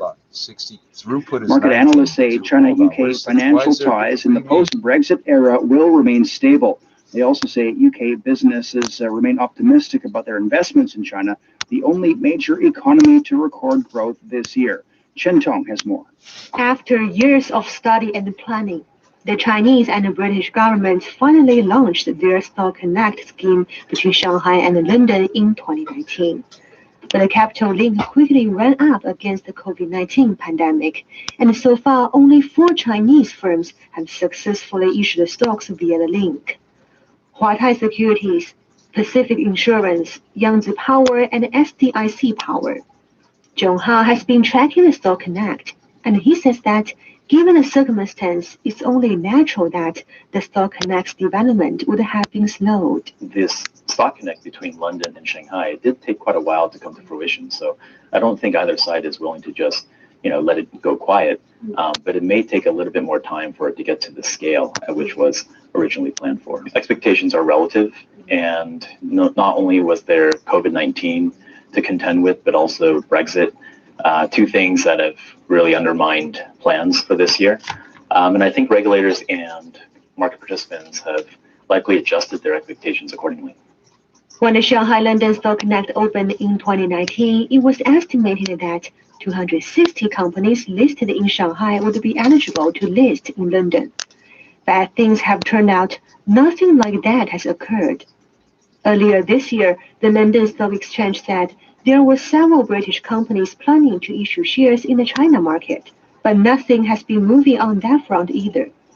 Experts do point out, however, that the potential for the Connect remains very much in existence, and that any move west from Shanghai to London will bring more investors into yuan assets. The good news is, compared to lots of major economies, China actually controlled the virus they managed this pretty well. So actually now the Chinese yuan assets is pretty welcome around the world, and we can even see that in the past few years we see lots of outflow, but this year the situation is totally different. Yuan have a lot of appreciation, so I think the trend probably will continue next year, especially when the Fed continue to put in the policy pretty easy, so dollar continue to weaken. So no matter from the currency and the investment perspective, I think overseas investors, especially in the Western countries, and their enthusiasm in the Chinese assets, I would say probably will be increased from here. Shanghai's financial watchdog stated earlier this week that it will continue to optimize the mechanism of its Stock Connect with London in hopes of raising activity on the link. And that was Chen Tong reporting. You're listening to the Beijing Hour. Coming up in sports, Man City overtakes Chelsea on the Premier League table. Beijing Hour. Hello, I'm Peter Dinklage from X-Men Days of Future Past. You are listening to the Beijing Hour. Hi, I'm Kathy Freeman. You're listening to the Beijing Hour. Hi, everyone. I'm Lang Lang. Welcome to the Beijing Hour. The Beijing Hour, your window to China and the world. It's 48 past now. And turning to sports, here is Youngwon. Thank you, Shane. In European football, Manchester City produced an excellent attacking display to cruise past Chelsea 3-1 at Stamford Bridge. City missed some key players following a COVID-19 outbreak at the club, but still dominated the match. Sports editor Brendan Yates has game analysis.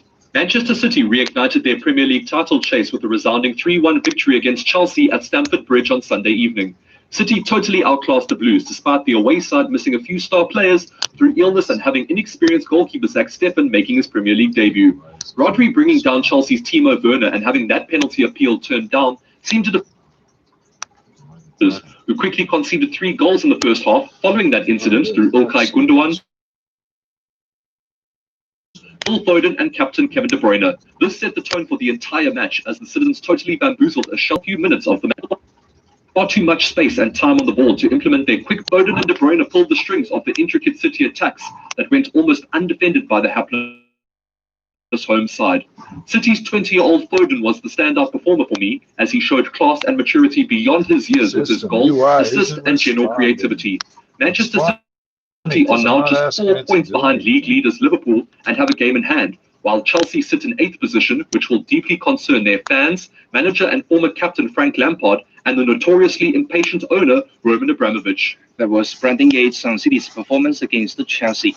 The Blues have suffered 4 defeats from their last 6 league games and have dropped to 8th on table. Manager Frank Lampard is under increasing pressure with the latest loss. When we beat Leeds and everyone was championing us to be top.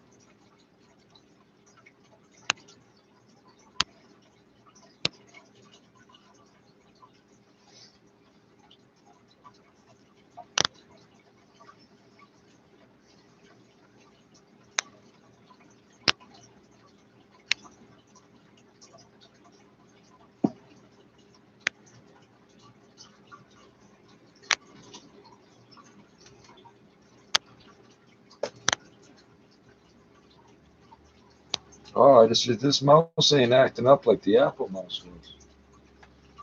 Doesn't mouse. How these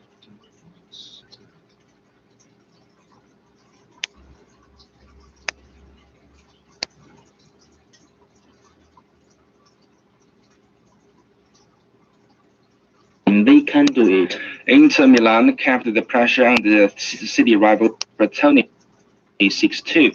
In Spain, Luis Suarez scored a 9-1 victory against Alaves. Barcelona edged Vesca 1-0 to record a 6-game unbeaten run, but still trails leader Atletico by 10 points.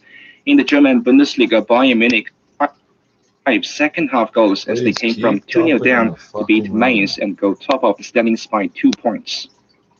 Chinese FA Cup winners Shandong Luneng has announced the Italian striker Graziano Pelle leaving the club after his contract expired. The club says it respects the player's will and is not renewing the contract. Pelle joined the CSL club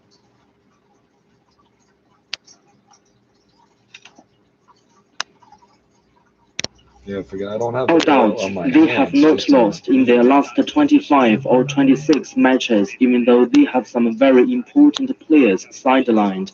But despite that, without scoring. Beijing head coach Xie Libing says his players lacked confidence in key moments. I don't think our guards are weaker than opponents, but they must make adjustment in catching and passing as well as dribbling past the court in one-on-one scenarios. They must be more confident. Also on Sunday, Liaoning enjoyed the 129-116 victory against the Zhejiang Golden Bulls to stay on top of the standings. Liaoning welcomed back center Han Dejun, who returned from an elbow injury. They came off the bench and finished with 20 points and 8 rebounds in the key clash. Elsewhere, Shenzhen smashed Shanxi 116-93 for their 6th consecutive victory. Beikong had a narrow win 99-96 over Tianjin. In women's basketball, title favorite Inner Mongolia defeated Xinjiang to win their first WCBA title. Inner Mongolia bagged a 93-82 victory in Game 2 of the best-of-3 finals.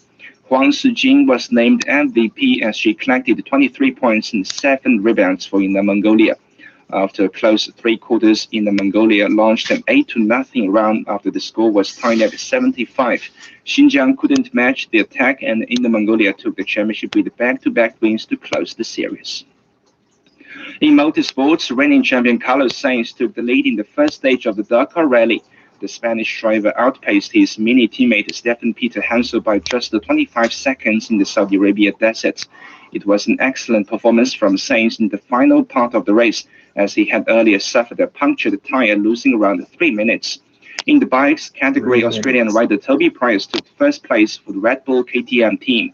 Price finished 31 seconds ahead of runner-up Kevin Benavides. Thank you very much. You're listening to the Beijing Hour. Coming up in culture and entertainment, a Chinese box office record on New Year's Day. Want to know what's trending in China? The China Plus News Facebook page helps you to discover the real China. From the latest news to Chinese inventions, videos, photos, live streaming, and more.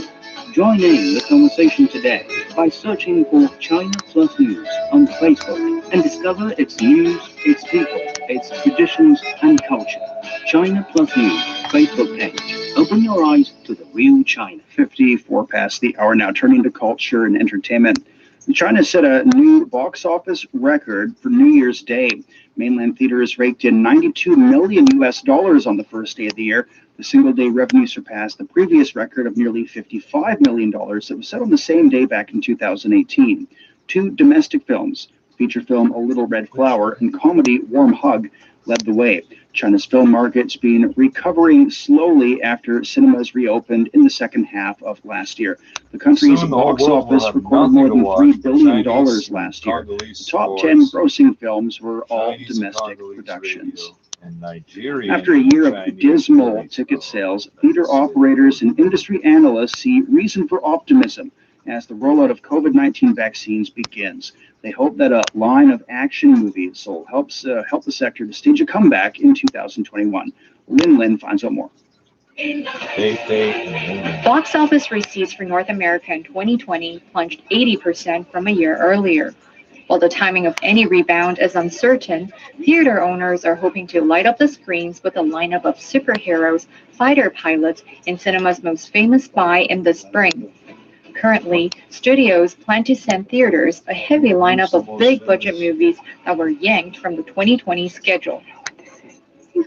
James Bond thriller No Time to Die is scheduled for April. If we don't do this, Black Widow and the new Fast and Furious installment are set for May. We all have to choose between what the world wants you to be and who you are. Anticipated summer movies include Top Gun Maverick, Minions: The Rise of Gru, and Marvel's Shang-Chi and the Legend of the Ten Rings. But in the age of COVID-19 pandemic, premiere dates could change. Hollywood executives have repeatedly shuffled their schedules as they try to judge when the pandemic will fade. Initial excitement over vaccines has been tempered by slow distribution up during the Christmas season, but they don't expect the industry to hit any semblance of normal until vaccinations expand. Some experts predict that it will be the holidays of 2021 before U.S. cinemas fully recover. That was Linlin reporting. A fashion event showcasing ethnic cultures from different parts of China has begun in Wuhan, Hubei province. The show is themed on the natural environment of the provinces of Hubei, Guizhou, and Yunnan, and the autonomous region of Inner Mongolia. Xia Hua is overseeing the event, and she explains the rationale for the show. It's not just Wuhan that needs such an event to say goodbye to 2020 and hello to 2021, while embarking on China's 14th five-year plan. And I think the most important thing is that we give a hand to these female embroiderers who've shaken off poverty and begun to get well off through their own craftsmanship as they make their way out of their remote mountains and advance towards the world stage. The exhibition is divided into several major segments, including one called Weaving Splendid Dreams, a celebration of the mountains of southwest China. That's it for this edition of the Beijing Hour. Making news this morning, health officials say tens of thousands of COVID vaccine doses have been given out in the Chinese capital. In business, China's trade deficit narrowed. Some of these got more than On behalf of the staff, this is Shane Bigham in the Chinese capital, hoping you'll join us for the next edition of the Beijing Hour and open a window to the world together. No, close the window. They've got COVID. 我要学汉语. I want to learn Chinese. 其实并不难 It can be fun. 欢乐汉语 Chinese Studio.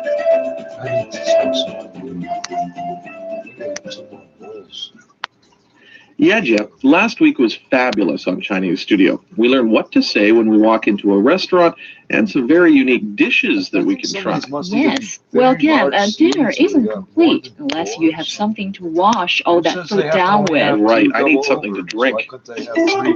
Keywords of the day: beer, 啤酒, water, 水, tea, 茶, orange juice, 橙汁, coffee, 咖啡, cola, 可乐, all in today's Chinese studio. Okay, we pronounce it. All right, yeah, Jeff. Now, we learned about some spicy Sichuan food last week, and I know a nice cold beer would go well with that. So how do I ask for a bottle of beer? You may say, 我要一瓶啤酒. 我要一瓶啤酒. Right. 我 means I. 要 means want. The fourth tone. 我要. 一 means one. 瓶 the second tone means bottle. 一瓶 one bottle. 啤酒 beer. 啤酒. 我要一瓶啤酒. I like to have a bottle of beer. 我要一瓶啤酒. 先生，您喝点什么？我要一杯啤酒. So now I'm a bit thirsty and want to have a cup of water. So how do I say that? 我要一杯水. Cup in Chinese is 杯, right? Yes, 杯. The first You're gonna put it in tone. something, you idiot. 水 is water. You are水 the third tone. 水. 我要一杯水. 我要一杯水. I want to have a cup of water. I know many foreigners are fond of Chinese tea. So how about you, Ken? Yeah, Chinese tea is pretty good times. Tea in Chinese is cha, right? Yes, it is. 茶 the second tone. 茶. You know, there are various types of Chinese tea, such as 龙井茶, dragon well tea, 菊花茶, chrysanthemum tea, 红茶, black tea, and 绿茶, green tea. I think my favorite, though, is 龙井茶, dragon well tea. Now, how do you say I want a cup of tea in Chinese? Oh, I think it's 我要一杯茶. Good. 先生，您喝点什么？我要一杯绿茶。 So I'd like to order some drinks for the ladies at the table. So how about some orange juice? Well, Ken, you're always considerate. Orange juice in Chinese is 橙汁. 橙汁. Yes, 橙 is orange. The second tone.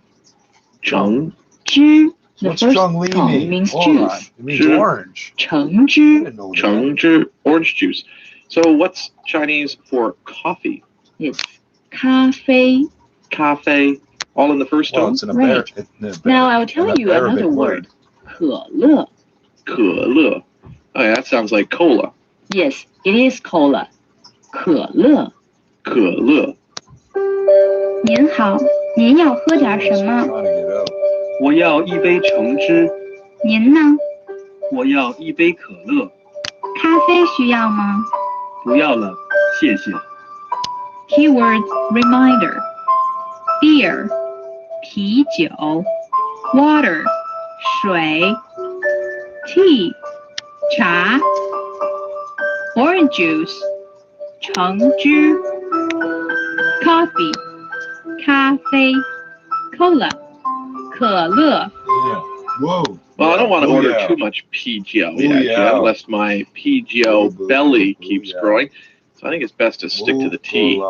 That is a good question for today. So how do you say I want a cup of tea in Chinese? 明天见. 明天见. Anything but cola. How come they're allowed to sell Coke in schools and not freaking Mr. Brown coffee? I gotta find somewhere that sells that.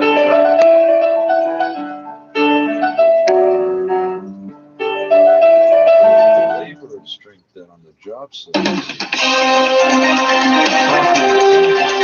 You're listening to China Plus Radio, connecting you with China and the world. Mr. Black with no creamer in it. Now the news. I'm Shane Bigham. It's been confirmed that 100 people were killed on Saturday in attacks on 2 villages in western Niger. Officials have yet to identify who was responsible for the killings. The country suffered repeated attacks by Islamist militants linked to Al-Qaeda and the Islamic State near its borders with Mali and Burkina Faso. It's also seen tit-for-tat killings between rival ethnic communities that have been stoked by the jihadist violence in competition for scarce resources. The China Securities Regulatory Commission says it firmly supports the country's 3 big telecom companies in protecting their rights and interests under the law. The CSRC commented in response to the New York Stock Exchange announcing that it'll delist companies said to be linked to the Chinese military, including China Telecom, China Mobile, and China Unicom Hong Kong. The U.S. president issued an executive order compelling the stock exchange to take action. The Chinese regulator says the U.S. move completely ignores the actual situation and severely undermines normal market rules and order. It also warns that the suppression of foreign companies listed in the United States will damage the global position of the U.S. capital market. China's Commerce Ministry says it'll take necessary measures to protect the interests of Chinese enterprises. More than 73,000 doses of coronavirus vaccine have been given out in Beijing with no adverse reactions reported. The Chinese capital has launched a citywide vaccination program with 9 groups such as port workers, transport staff, and medical employees first. And doses are being given out at more than 200 locations in the capital. Emergency vaccination for the 9 priority groups are expected to be completed ahead of Spring Festival, which falls on February the 12th. Vaccinations for other groups will be completed afterwards. Samples taken from auto parts packaging in several Chinese cities have tested positive for the novel coronavirus. The reports come after an employee with an auto parts company in Beijing was diagnosed with COVID-19 late last month. So far, Shanxi, Hebei, Shandong, and Inner Mongolia have also reported positive results for the virus on auto parts packaging. Those are India's drug regulators granted final approval of the emergency use of 2 coronavirus vaccines. The regulator gave the green light to the AstraZeneca Oxford vaccine and Covaxin developed by local company Bharat Biotech. Drugs Controller General of India V.G. Samanu says AstraZeneca's vaccine has a 70% efficacy, while Covaxin is safe and provides a robust immune response. MP Kira ended her statement by thanking Minister 62.55 megahertz. This program originates from the National Weather Service in Raleigh and is transmitted from an antenna located on the UNCTV tower near Chapel Hill. The station serves the northeast Piedmont of North Carolina. Here's the 680s. The current time is 9:03 p.m. Eastern Standard Time. Here is a special message from the National Weather Service.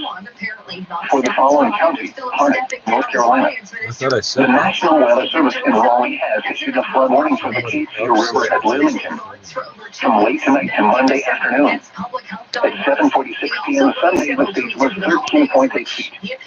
Flood stage is 14.0 feet. Minor flooding is forecast. Forecast. The river is expected to rise to a crest of 14.0 feet just after midnight tonight. Impact at 13.0 feet in stage. The river is advanceful. Impact at 14.0 feet. Minor flood stage. The river on Wolfgang Bridge Point restaurant are flooded. Flood history. No available flood history. Here is a special message from the National Weather Service. For the following counties, Johnson, North Carolina. The flood warning is now in effect until Wednesday evening. The flood warning continues for the News River and Springfield until Wednesday evening. At 7:15 p.m. Sunday, the stage was 18.0 feet. Flood stage is 15.0 feet. Moderate flooding is occurring in moderate flooding is forecast. Forecast. The river is expected to rise to a crest of 18.7 feet tomorrow morning. It will then fall below flood stage Wednesday morning. Cases there. The home has been a site of protests in recent days, with some demanding military assistance and long-term care homes as more help from the federal and provincial government to manage this crisis. Many across Ontario, and it also means new restrictions for Toronto. City health officials are expected to announce those details at their scheduled briefing. Toronto Public Health will announce additional actions meant to reduce risk associated with COVID-19 in workplaces. Those words from Dr. Eileen declared just days ago, adding the measures will focus on creating as much space and distance as possible. The current environment is higher case counts following the holidays is what we're seeing, with the province reporting 2,964 cases today, along with 25 new deaths. With this announcement coming from city officials on the way, 2 other measures are also set to come into effect tomorrow. One will be giving essential workers free childcare once again, and the other will be starting the city's free lunch program for students. Well, John, I don't know what to tell you. You're pissing off these Black Panthers. Here is the latest time, 9:06. Stateside now, where the government state officials need to work together to get Americans vaccinated. Monday and Tuesday. Surface high pressure will build into the region for the middle of the week before the next storm is just arrived on Sunday. Here is the latest National Weather Service forecast for Raleigh and vicinity. Rest of tonight, partly cloudy. Cooler with lows in the upper 30s. Northwest winds around 5 miles per hour. Gusts up to 20 miles per hour this evening. Monday, mostly sunny. Highs around 50. Northwest winds around 5 miles per hour. Monday night, mostly clear. Lows in the lower 30s. Northwest winds around 5 miles per hour. Local protests in the lower 50s. Northwest winds 5 to 10 miles per hour. Against a bill in India. Mostly clear. They feel will to farmers' livelihoods. Around 5 miles per hour. She did say that. Around 50. Mostly clear. Cold flows around 30. Thursday, partly sunny. Highs around 50. Thursday night and Friday, mostly cloudy with a 40% chance of rain showers. Lows in the mid-30s. Highs in the upper 40s. Friday night, partly cloudy. A chance of rain showers in the evening. Lows in the lower 30s. Chance of rain 40%. Saturday and Saturday night, mostly clear. Highs in the upper 40s. Lows around 30. Peanut butter comes from India. Partly sunny. Highs around 50. Peanut butter comes from Here are the 8 p.m. observations for the Northeast Piedmont. At the Rollins Airport, it was cloudy. The temperature was 49 degrees. 60 News telling 908. And the relative humidity 90%. TikTok music The wind was has raised calm. over $1 million The for pressure was struggling actors. 29.96 City's inches Julia rising. Aramasi has more. In Burlington, it was cloudy. The temperature was 50 degrees, the dew point 46, and the relative humidity That's why I can 86%. smoke all day and never The get wind was weird calm. stuff in my The mouth. pressure was 29.96 inches and rising. Elsewhere across the state this hour, at Asheville, it was cloudy with a temperature of 39. At Charlotte, it was mostly cloudy with a temperature of 51. At Greensboro, it was cloudy with a temperature of 47. In Roxborough, it was mostly cloudy with a temperature of 41. At Lillington, it was cloudy with a temperature of 53. At Lewisburg, it was cloudy with a temperature of 46. At Fayetteville, it was partly cloudy with a temperature of 54. At the Rocky Mount Wilson Airport, it was cloudy with a temperature of 49. At Wilmington, it was mostly cloudy with a temperature of 56. At Cape Hatteras, it was partly cloudy with a temperature of 53. Here are the 9 p.m. observations for the Northeast Piedmont. At the Raleigh Durham Airport, it was cloudy. The temperature was 44 degrees, dew point 46, and the relative humidity 93%. The wind was calm. The pressure was 29.97 inches and rising. Burlington, it was cloudy. The temperature was 50. And my homies Jacob had more bananas and Donkey Kong. Break it down. This ain't a Lambo, it's a Honda. Let's get it. This ain't a Lambo, it's a Honda. I can just like put a picture of the Sending on me like a nigga that be rocking Chuck Taylor. all sorts of features you could have on this YouTube. You don't. Got me on a fuck Why? state. I gotta stay low. I can't trust niggas. Yeah, I got weeded and bad bitches. Don't forget money, nigga. What's greater? I got probably like 100 flows, so I'm different. I don't got one flavor. I be shooting what you running for. Got a gun on you, so you much greater. All I know is tying niggas up. If you run in their crib, got a duct tape 'em. Shoot a nigga in the stomach if I ever feel he about to break one statement. Pussy boy better stay low. I got a halo for any break. So money bags as I make dough from that yayo. I got pesos. Bill a bitch, I let her make hoes. Mic drip, turn rain snow. Your drip is like no drip. I got an old clip for that cane folk. You bitches what I came for. Fresh, I'm hopping out the Range Rover. Got them lame hoes trying to call me back for that dick, but they don't get no name though. Let these niggas know what I came for, but my niggas stayed up with the plain clothes. Niggas change clothes in the Range Rover. But you up, you need a raincoat, not a gang though. When they carry weight like a Lambo in the Durango. When they can't go in the soul school, but put a bando. When we have the pearl on the handle, I got your bitch doing that yoga flame like that scene. Like you know me, you see more chest than a cross team. Like they ain't no wonder how they lost me. They couldn't watch me going high speed in the pitch dirt without a high beam. Put the bitch first like Josh, just start busting it like you was right. I keep it 100, I swear that they feeling my niggas are drumming. If I put a price in their head, I'm still gunning. I fuck with a bitch and I never would love it. They bluffing, they doing this shit for the public. I shoot at your stomach and take all your budget. My thuggin' is out of this world like a shuttle. I probably go run in your crib if I wanted. I kill my opponents. I feel like I'm Hogan. My slogan is kill 'em. If I'm in the moment, I do what I want when I want. Put a hole in your face if you talking that bogus. If they got that money, I'm keeping it loaded. This ain't a Lambo, it's a Honda. Let's get it. This ain't a Lambo, it's a Honda. Let's get it.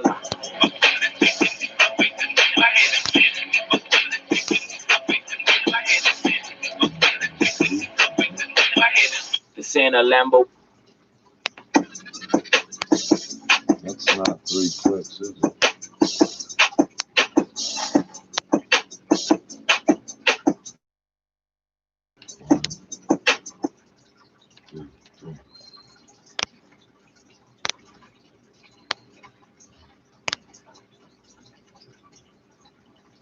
Welcome to Mi'kmaq Matters, a podcast about Mi'kmaq people, politics, land, and water. On the rudder, it's all good. Dumping on the rudder, it's all you're doing. It's the only thing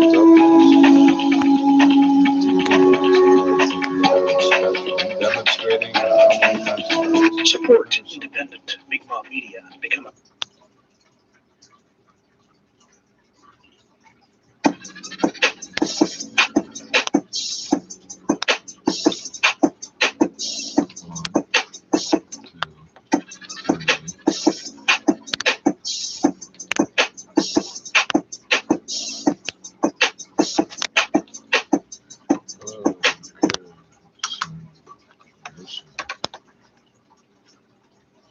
Welcome to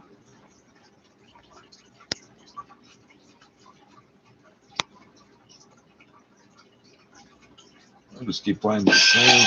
Oh, this is. Yes, nigga. Word take. Free Slim. We out here. Don't get close, nigga. We the Caribbeans got the shooters behind me. I heard you said why the SSDs in the 90s. So don't sleep, no, nigga. We are one. Won't matter who it is, bound to get the job done. We the Caribbeans got the shooters behind me. I heard you said why the SSDs in the 90s. So don't sleep, nigga. We are one. Don't matter who it is, bound to get the job done. On the same shit, with the same click. Never gonna change, no, nigga. Only change hoes and the cool, but only if it's fucking up. Play some aiming niggas above the button. Working hard in the paint, no pass a fucking no. Repack and flip that to get our shit up. All the other option is a stick up.